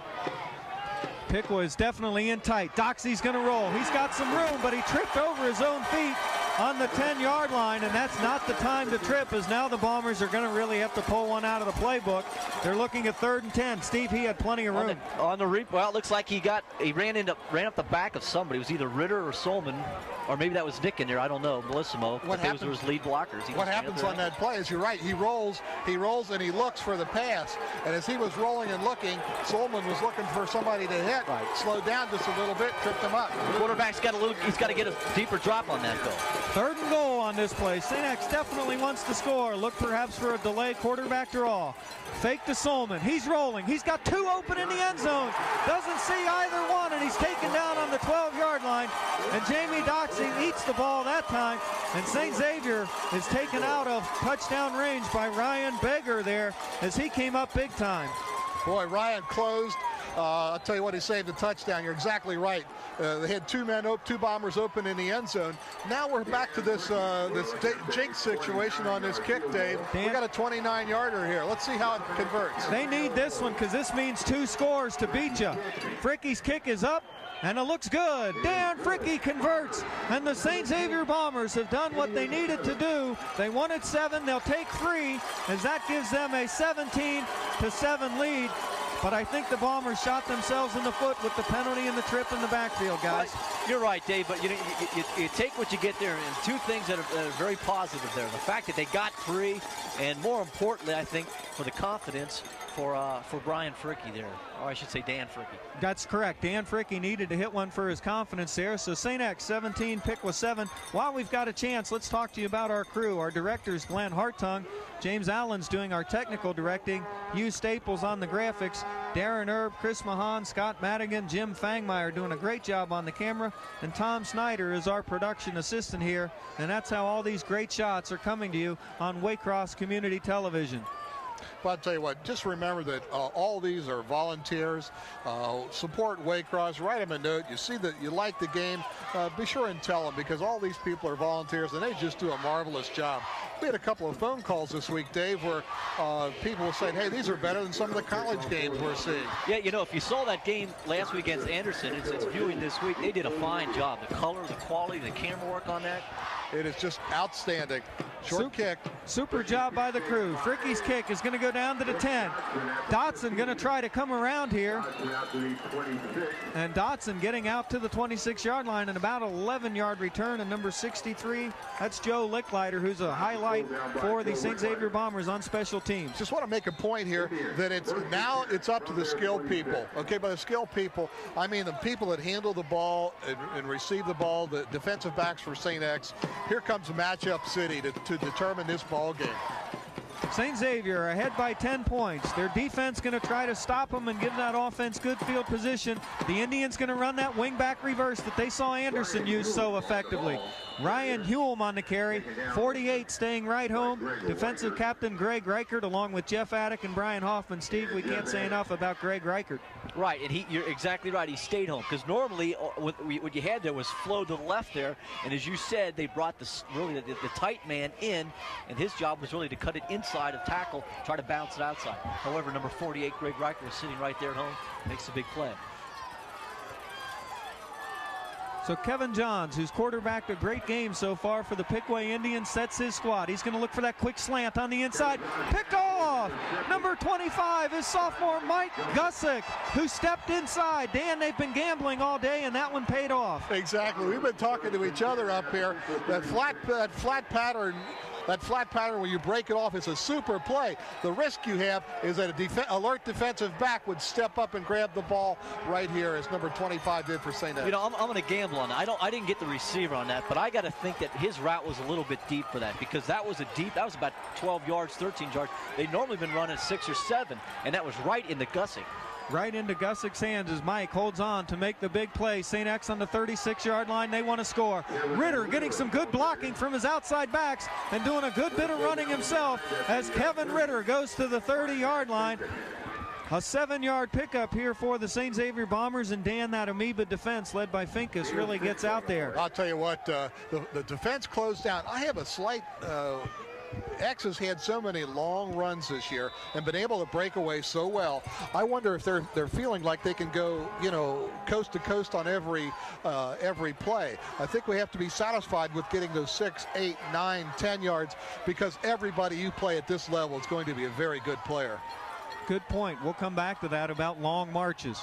Here comes Jamie Doxey. Handoff inside here to Ritter. Ritter trying to bowl ahead. Kevin Ritter stays on his feet and picks up 3 tough yards as he was hit on the 31. He gets to the 28.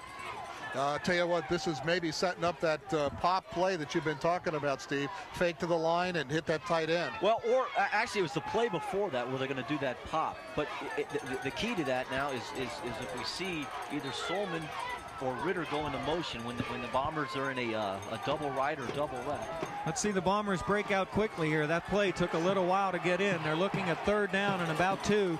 This is an important one here for St. X. Doxey calling out the signals. Solman, Ritter in tight behind him.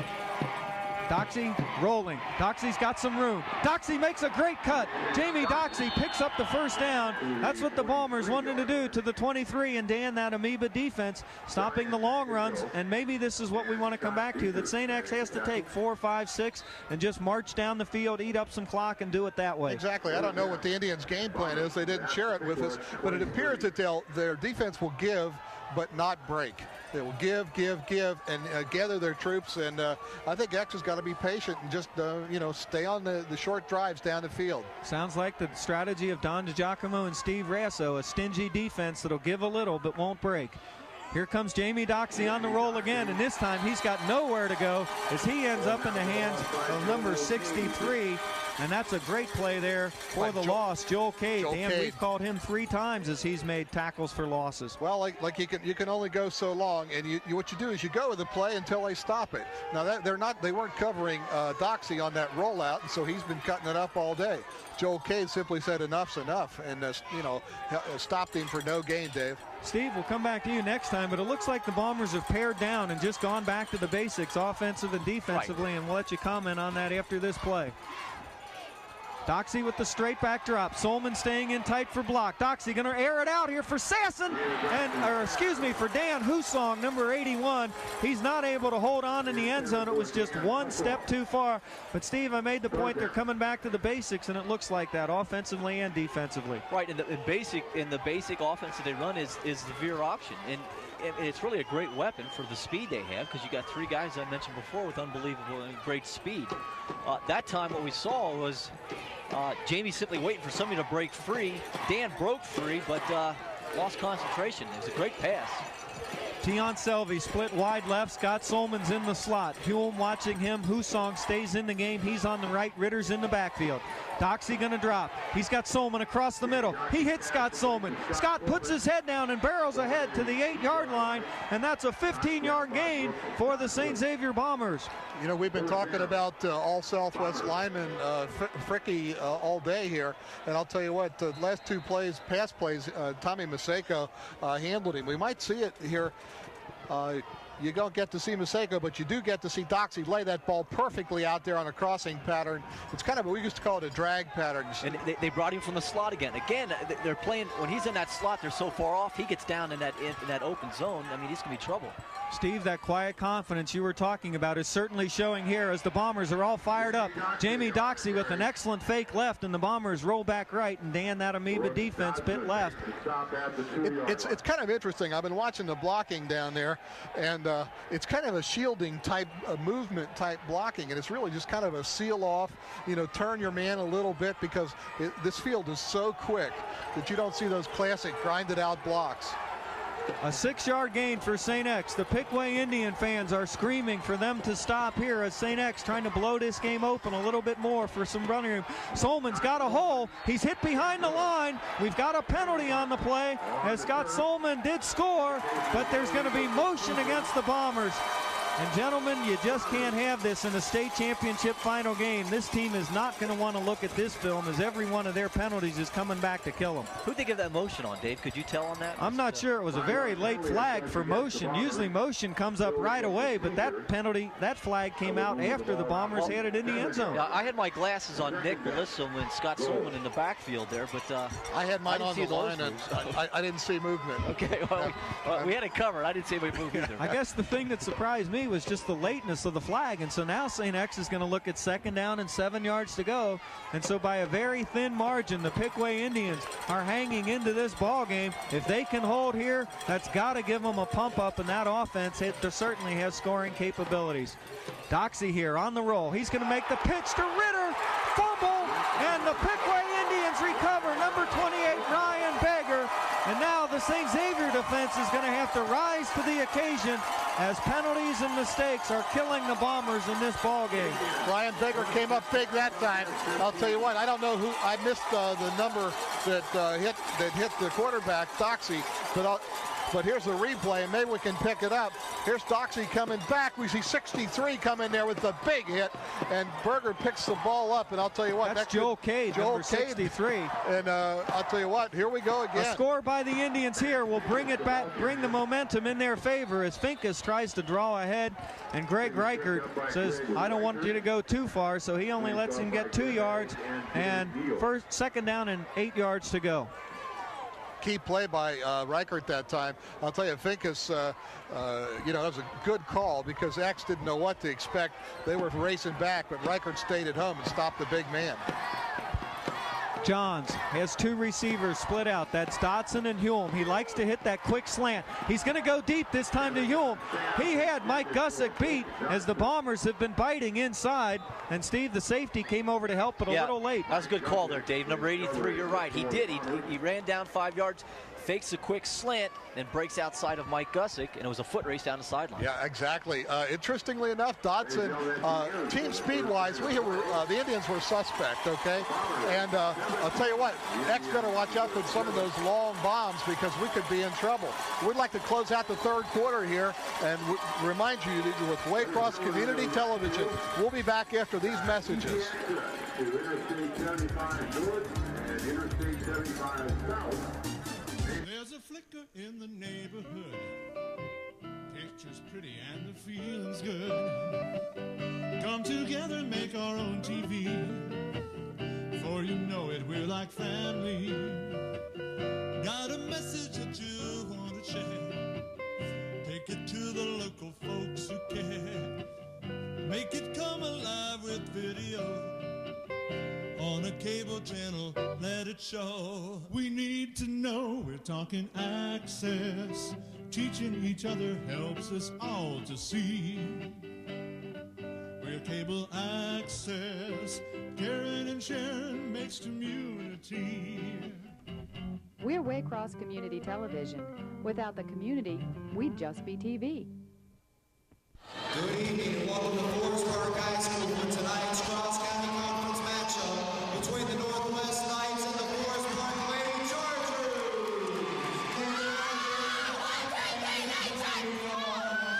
Alyssa, post low! You gotta stop all penetration, you understand? You understand? I don't want you to run out of the way. I want you playing defense.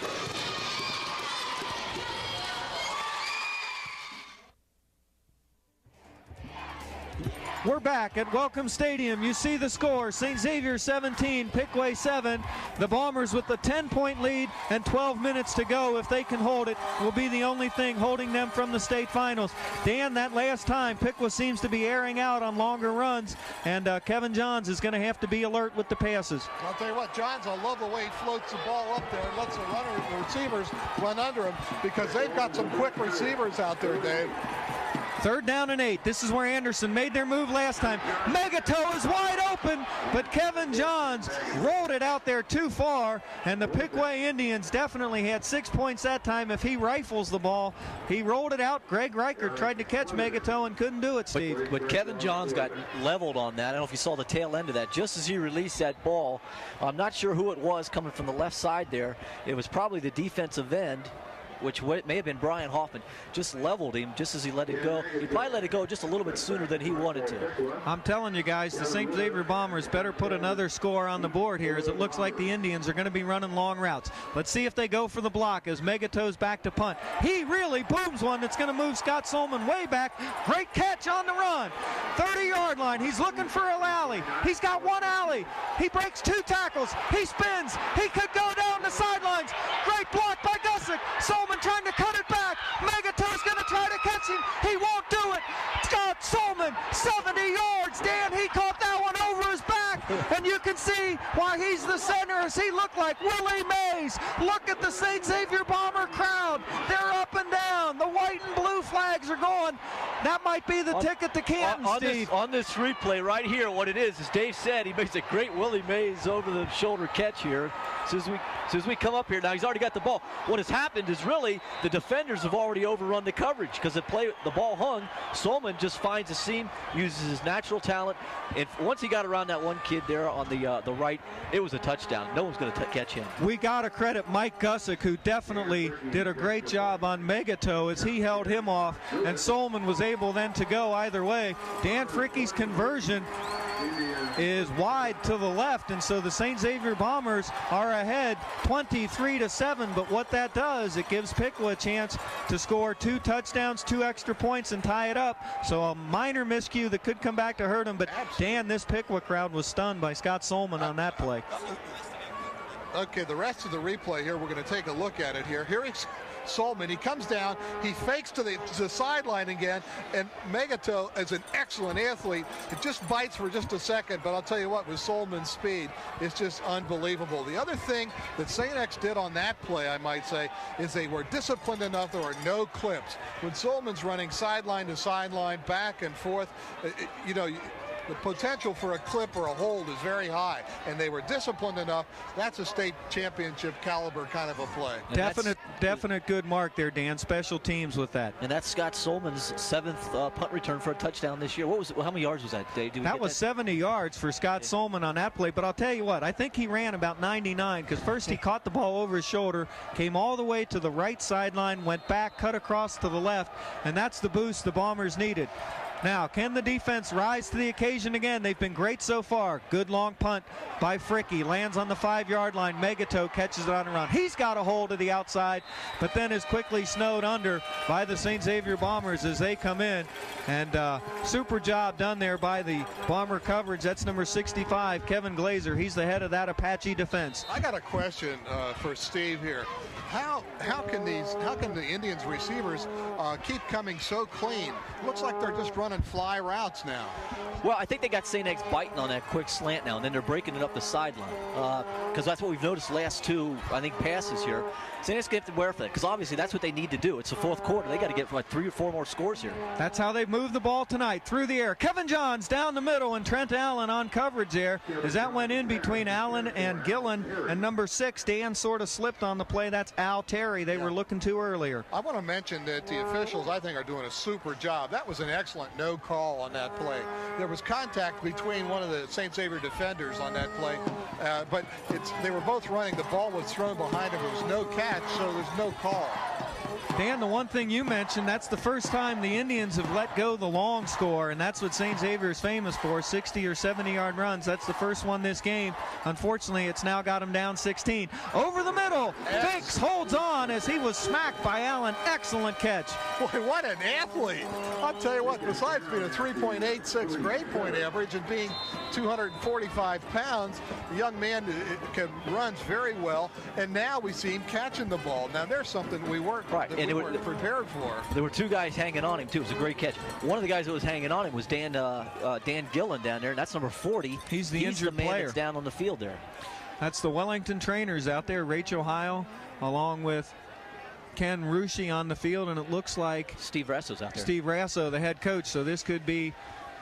Oh, he was grabbing his ankle, Dave. That's what he started hobbling on it, and then he just dropped down to the ground. Is that one of those turf-type injuries, perhaps? I was going to say that my guess is that when he planted that foot, and you've got you've got such a large back carrying the ball, anything can happen, Dave. And I do think that was a plant injury, yes.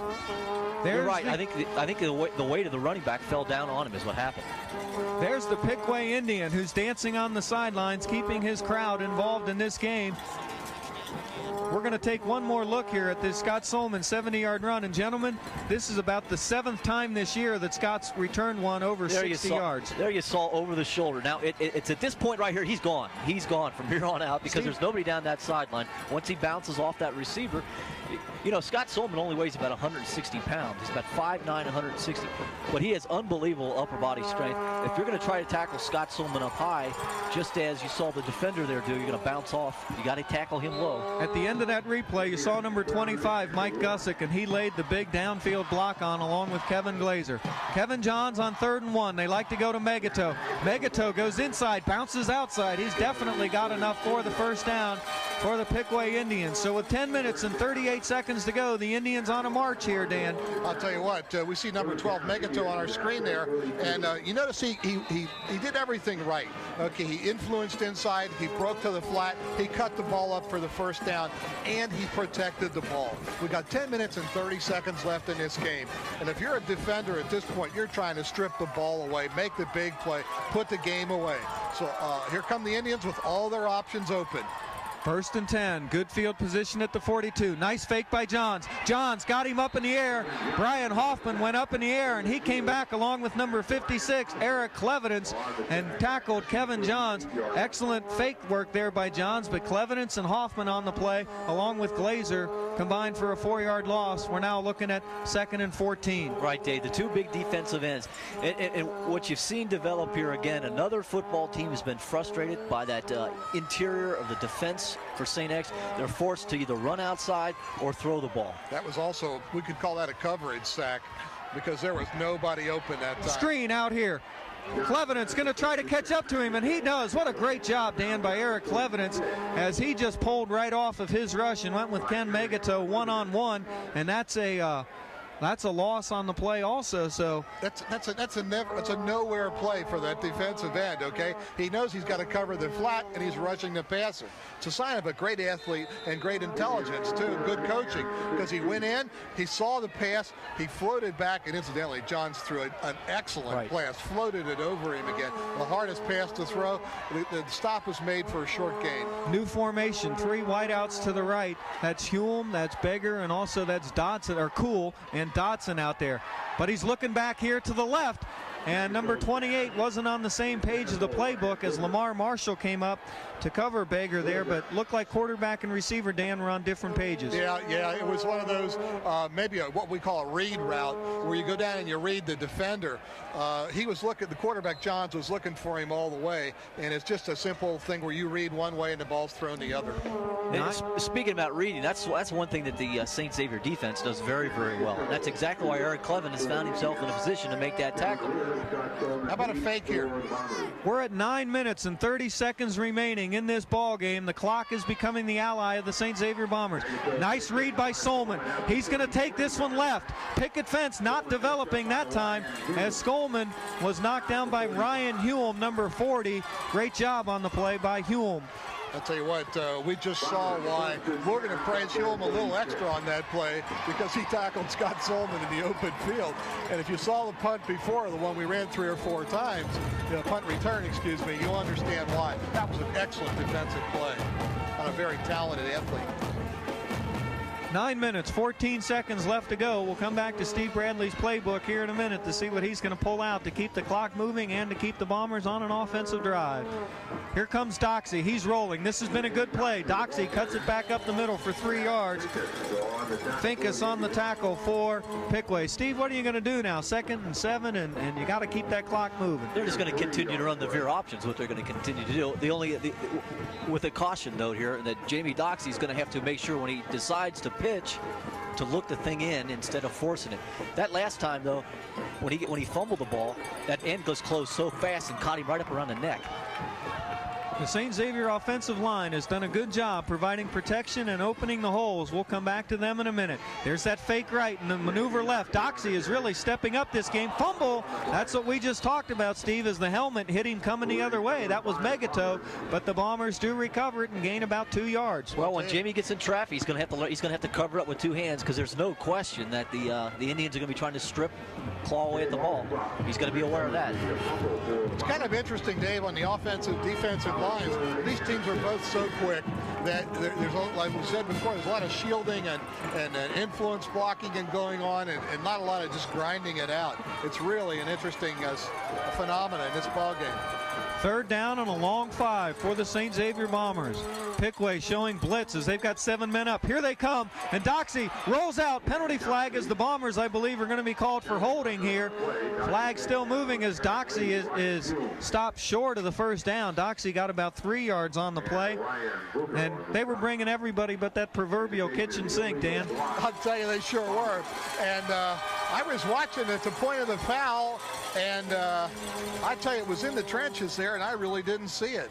I think it was number 79, Matt Keith, is the one that made what he did is he chopped. Chop back block, that's right. There was certainly a lot of people coming on that play. Matt had 3 responsibilities. So the Bombers hit with another penalty in this game, 15-yarder. Now they're going to be looking at about 3rd down and a nice 16 yards to go for the 1st down. More importantly, it gives Piqua a little more running room, but I was kind of surprised they took the penalty, guys, because I think Scott Solman could be open out there in that flat. Well, yeah, look, notice Solman out there in the slot here at the top of your screen. He's the inside man there.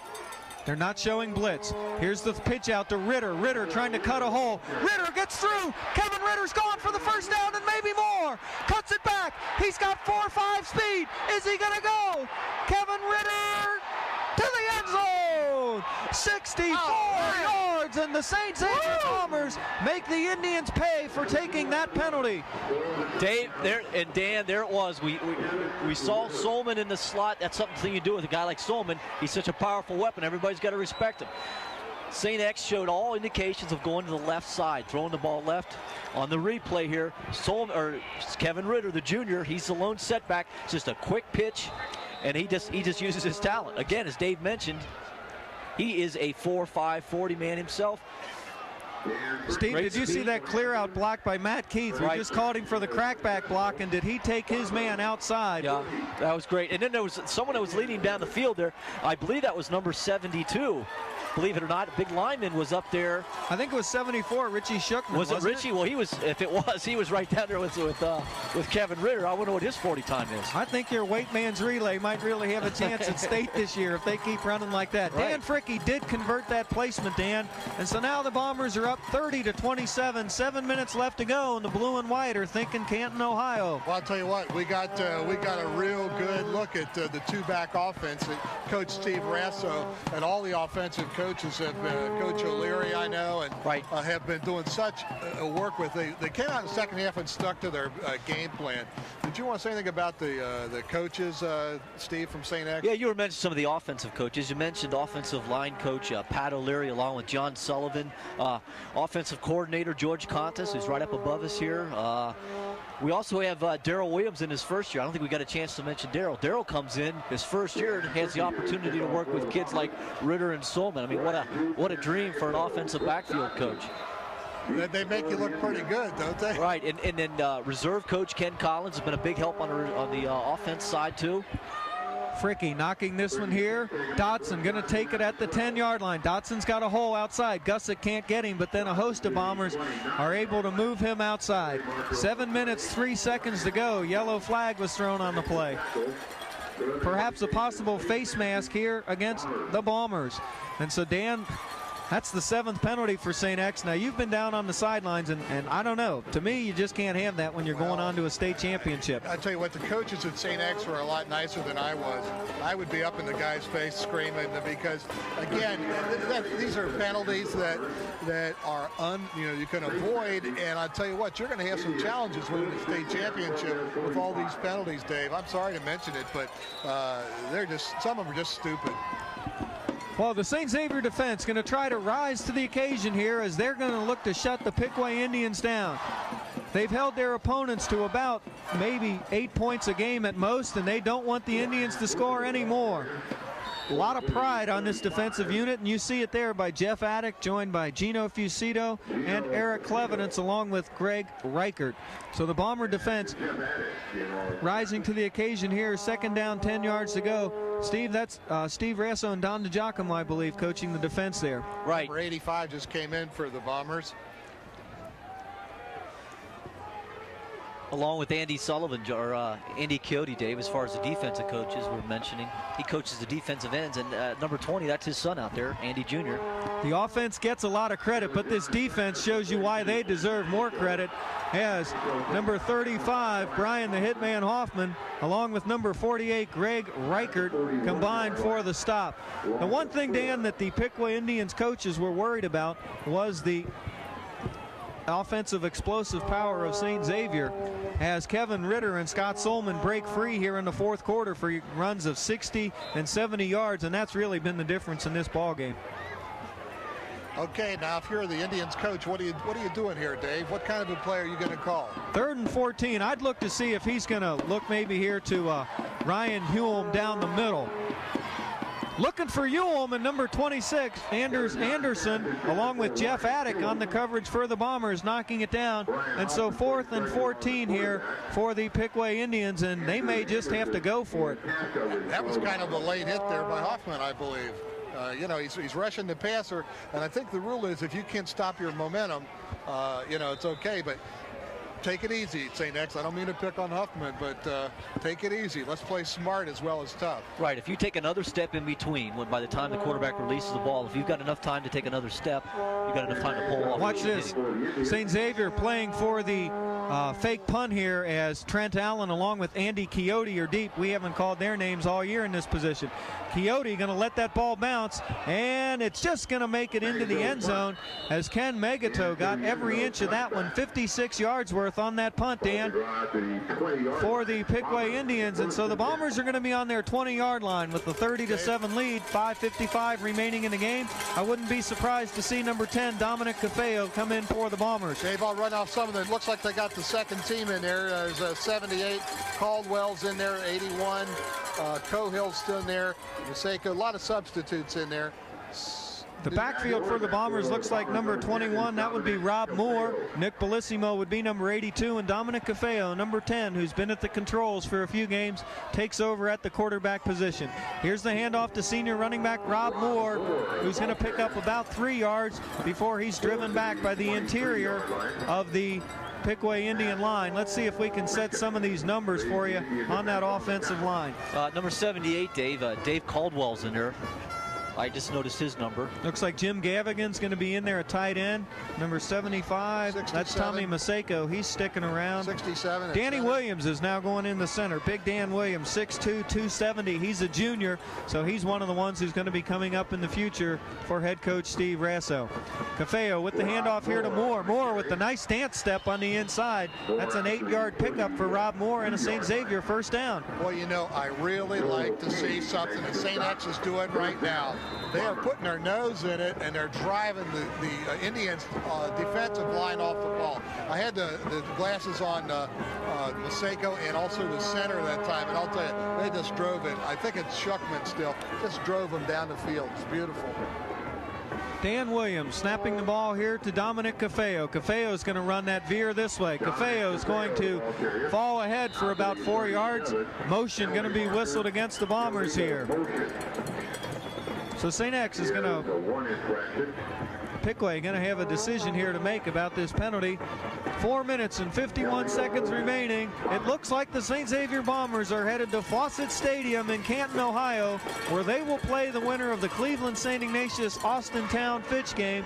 The Bombers heading towards a 13-0 mark and looking for the first undefeated state championship next week against the winner of Austintown Fitch and Cleveland St. Ignatius. Game's being played at kind of an odd time. I think it's going to be played at 11:30 in the morning. I guess the wisdom behind that is that it's a long drive home, and in the daylight, and I think that's to be applauded. But it'll be a big game next week, state championship. Cafeo here going to bark out the signals, going to try to run this clock out. 4 minutes, 35 seconds.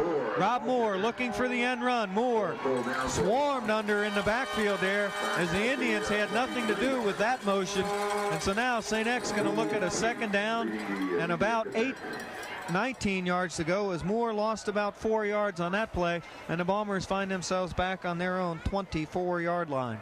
Tell you what, the Indians from Piqua have played really a very good game today. The St. X is just loaded with talent, and you have to respect it. But the Indians came and met the point of attack and really played very well today. They got nothing to go home and be ashamed about. The big K capability of St. X is the difference in this ball game. The difference between 16-7 and 30-7 as Rob Moore tries to grind one out here. Moore picking up some yardage on that play. Good holes opened up there by Williams and Maseko. And so we're going to look at about 3rd down and 14 yards to go for the Bombers on this play. You know, one of the things that I thought was going to be a really telling factor was I wasn't real too impressed when we saw the films with the Northmont Piqua game with Piqua's team speed, but after seeing these guys on this turf, I mean, they move pretty well. They get a lot of people to the point of attack, so I think they've done a fine job. They've averaged 11 wins their last 3 seasons. They've been to the state playoff semifinals now 2 of the last 3 years. Look at the drop by Cafeo, and Cafeo is dropped on his drop as a blitz came that time by the Indians, and they caught Cafeo in the backfield, and I believe that was Beaker, number 1, taking Cafeo down. And so Anders Anderson, number 26, who is the reserve punter, will be coming out here for the punting duties for the Bombers. Yeah, well, in that case, he just teed off and just poured through. That's the defense or offensive line there. So Anders Anderson going to take his 2nd punt of the year here. Good rush by the Indians. Anders gets it off. See if that ball's going to bounce and get a roll for the Bombers. It bounces up in the air, and Bellissimo decides to knock it down at the 47-yard line. And Dan, the Piqua Indians here with the chance to put one more on the board. Well, I just want to mention a couple of things.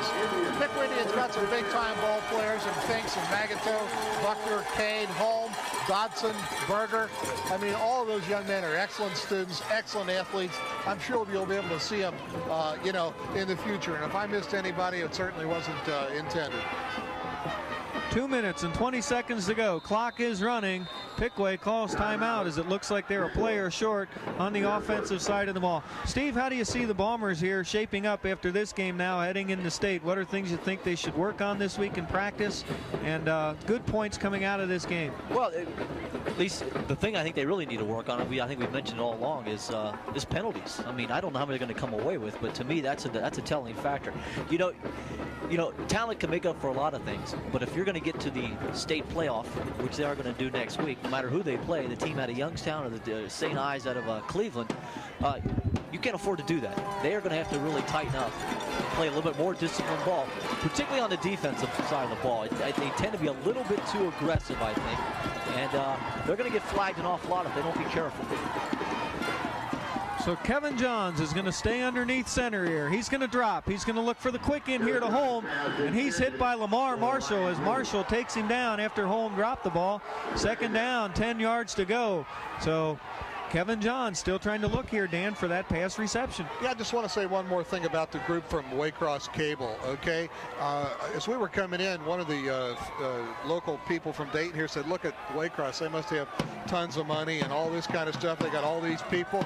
Just want to remind that all these people are volunteer bringing you such a quality ball game. Just because it's good doesn't mean there's been a lot of money spent on it. Support your local cable people. They'll be able to bring you more programs like this. And we thank everybody who has supported Waycross Cable. They've done a super job. And thanks again to the total all-volunteer crew. That's about a 5-yard run for Megato on the play. We should also remind you, thank the St. Xavier Boosters. The Boosters were the people who put the money up for this broadcast because the Ohio High School Athletic Association does have some high fees when you come into playing in the state games. And so congratulations to the Boosters, the Booster Board, for bringing you Bomber football. They were our sponsor for this game. We certainly hope to see them in the future. There's a fumble in the backfield, and I believe that the Indians were able to cover it back up as Beaker, fighting there with a few of the Bombers, falls on it. And we're going to be looking at about 4th and about 11 after a 7-yard loss on the play. I want to also compliment the people here at Welcome Stadium. I'll tell you, they run a nice show. It's truly an excellent facility to play in. The parking is plentiful. The people are nice. It's a well-run, well-maintained facility.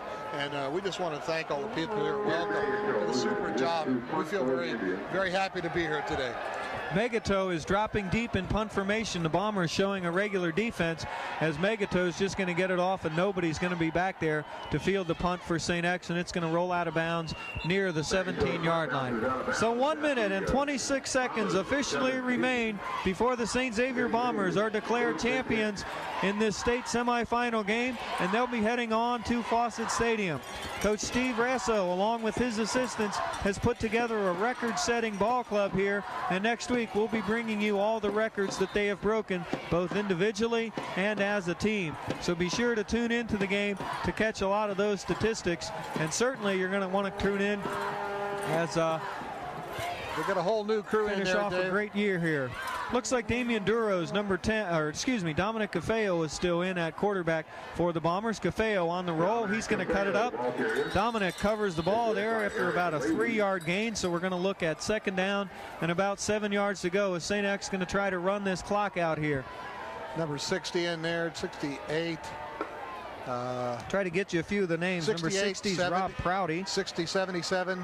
68 is Scott Smith. Number 77 is Michael Meyer. 88. 88 in the ball game is Big Jim Gavigan. Tion Selby's in there, number 44. He's split out to the left. He's split out to the left, and this is Husong split out here to the right. Cafeo again. Cafeo with the pitch. Nobody there. And the Piqua Indians are going to try to cover it, and I believe, yes, they have recovered it on the 10-yard line. You know, one thing, Dave and Dan, I didn't really understand with this, particularly these last two series, is why not just run the ball up the gut instead of, you know, taking a chance like this? Yeah. You know, just run the clock out. Just run it up the gut. First down, 10 yards to go on the 11-yard line. The Indians would like to put a score in here, as that would certainly reduce some of the pain of going home from this contest. And so the St. Xavier defense going to try to come up big here, as we can't get you all the numbers. Most of the subs are in the game for the Bombers. Slant over the middle. Brooks Dotson is driven down on the 1-yard line. We may need a measurement for the first down here. That'll stop the clock, that measurement. 16 seconds remaining in the game, and you can bet the Indians are going to line right up as they're giving them the first down, first and goal. Time, huh? Number 45. I'll tell you what, if he doesn't get it, I'd be one surprised person also. I'd ask for a saliva test, I'll tell you. St. Xavier calling for a timeout as they want to bring some of their big defensive linemen in here for this defensive stand. Coach is going to check in here, and looks like the Bombers, Steve, are going into that goal line defense. Yeah, and they're bringing in their star. I noticed Gino Facito just ran out. Kevin Glazer's out there. Brian Hoffman came in. Coach Don DiGiacomo. He's responsible for the TNTs there for St. X. He's firing the boys up. He says, "Hey fellas, let's make a stand right here." So a fumble in the St. Xavier backfield, a 10-yard gain by the pass play from Johns, and so now the Indians are 1 yard away from scoring here with 16 seconds left to go in the contest. Right. Looks like I need the saliva test because they took number 45 out. Okay, thanks. And looks like Scott Bruner will probably get the ball here in that power I formation. Megatow is in the deep position. Bucher and Beggar up in front of him. Hand off to Megatow. He tries to dive over, and he is met. What a crunch on the play by number 52 for the St. Xavier Bombers, J.D. Biting. 4, 3. Timeout, Piqua with 4 seconds remaining as J.D. Biting, Dan, came up big time on that play. Is it Biting or Licklider? I mean, it looks like they both hit him. Stood him right up. That was magnificent. You look kind of silly on those plays when you miss, when you dive and fill those holes. But when you make the hit, you are the world beater. I'll tell you what, that was excellent. Just excellent. One of the best stops I've seen all year. There goes number 45 into the ball game. You can't see him on your screen yet, but he definitely is checking in. That's Matt Finks. If they don't hand him the ball, they may run behind him. 6'4", 247. The Bomber defense comes up big once. The Piqua Indians trying to put it in here one last time. One last score for the year. Megato in the deep position. Fumble! Either way, it's not in the end zone, and the clock has run out here at Welcome Stadium, so the Bomber defense rises up and shuts down the Indian uprising. Both teams getting together here at the half-yard. Well, it looks like they're going to meet on about the 30-yard line as the St. Xavier fans unfurl the state championship sign, the blue and white banners mixing up in the air. Dan and Steve, some quick closing comments here.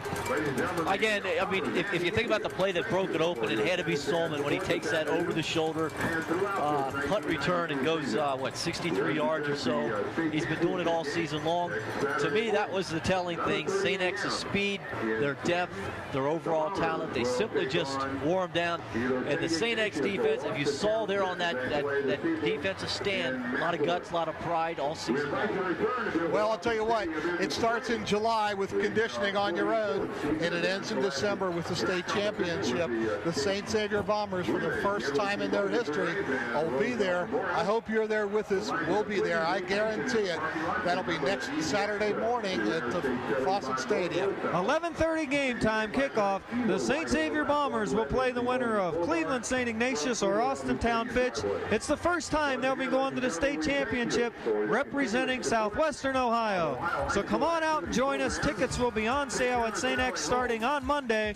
So for all of us here at the Waycross Community Network, get one look in there at the state semifinal champion winners. 30-7, the St. Xavier Bombers coming out of Welcome Stadium, and they'll be heading on to Canton. This has been a production of Waycross Community Television Sports. Our director today was Glenn Hartung. Our technical director, James Allen. Our audio was done by Mike Anderson. The graphics by Hugh Staples. Our cameras were David Erb, Jim Fangmeyer, Scott Madigan, and Chris Mahan. Producer engineer was Mike Anderson with technical support from Tom Schneider. This is Dan Gibbons saying goodbye for Steve Bradley and Dave Eby from Waycross Community Television, a production 1992, the semifinal state. Special thanks to the St. Xavier Athletic Boosters. I'm sorry, I didn't see that one coming up. And you see the guys that made this all possible for us right there in the huddle. Thank you, and we'll see you at the state championship ball game.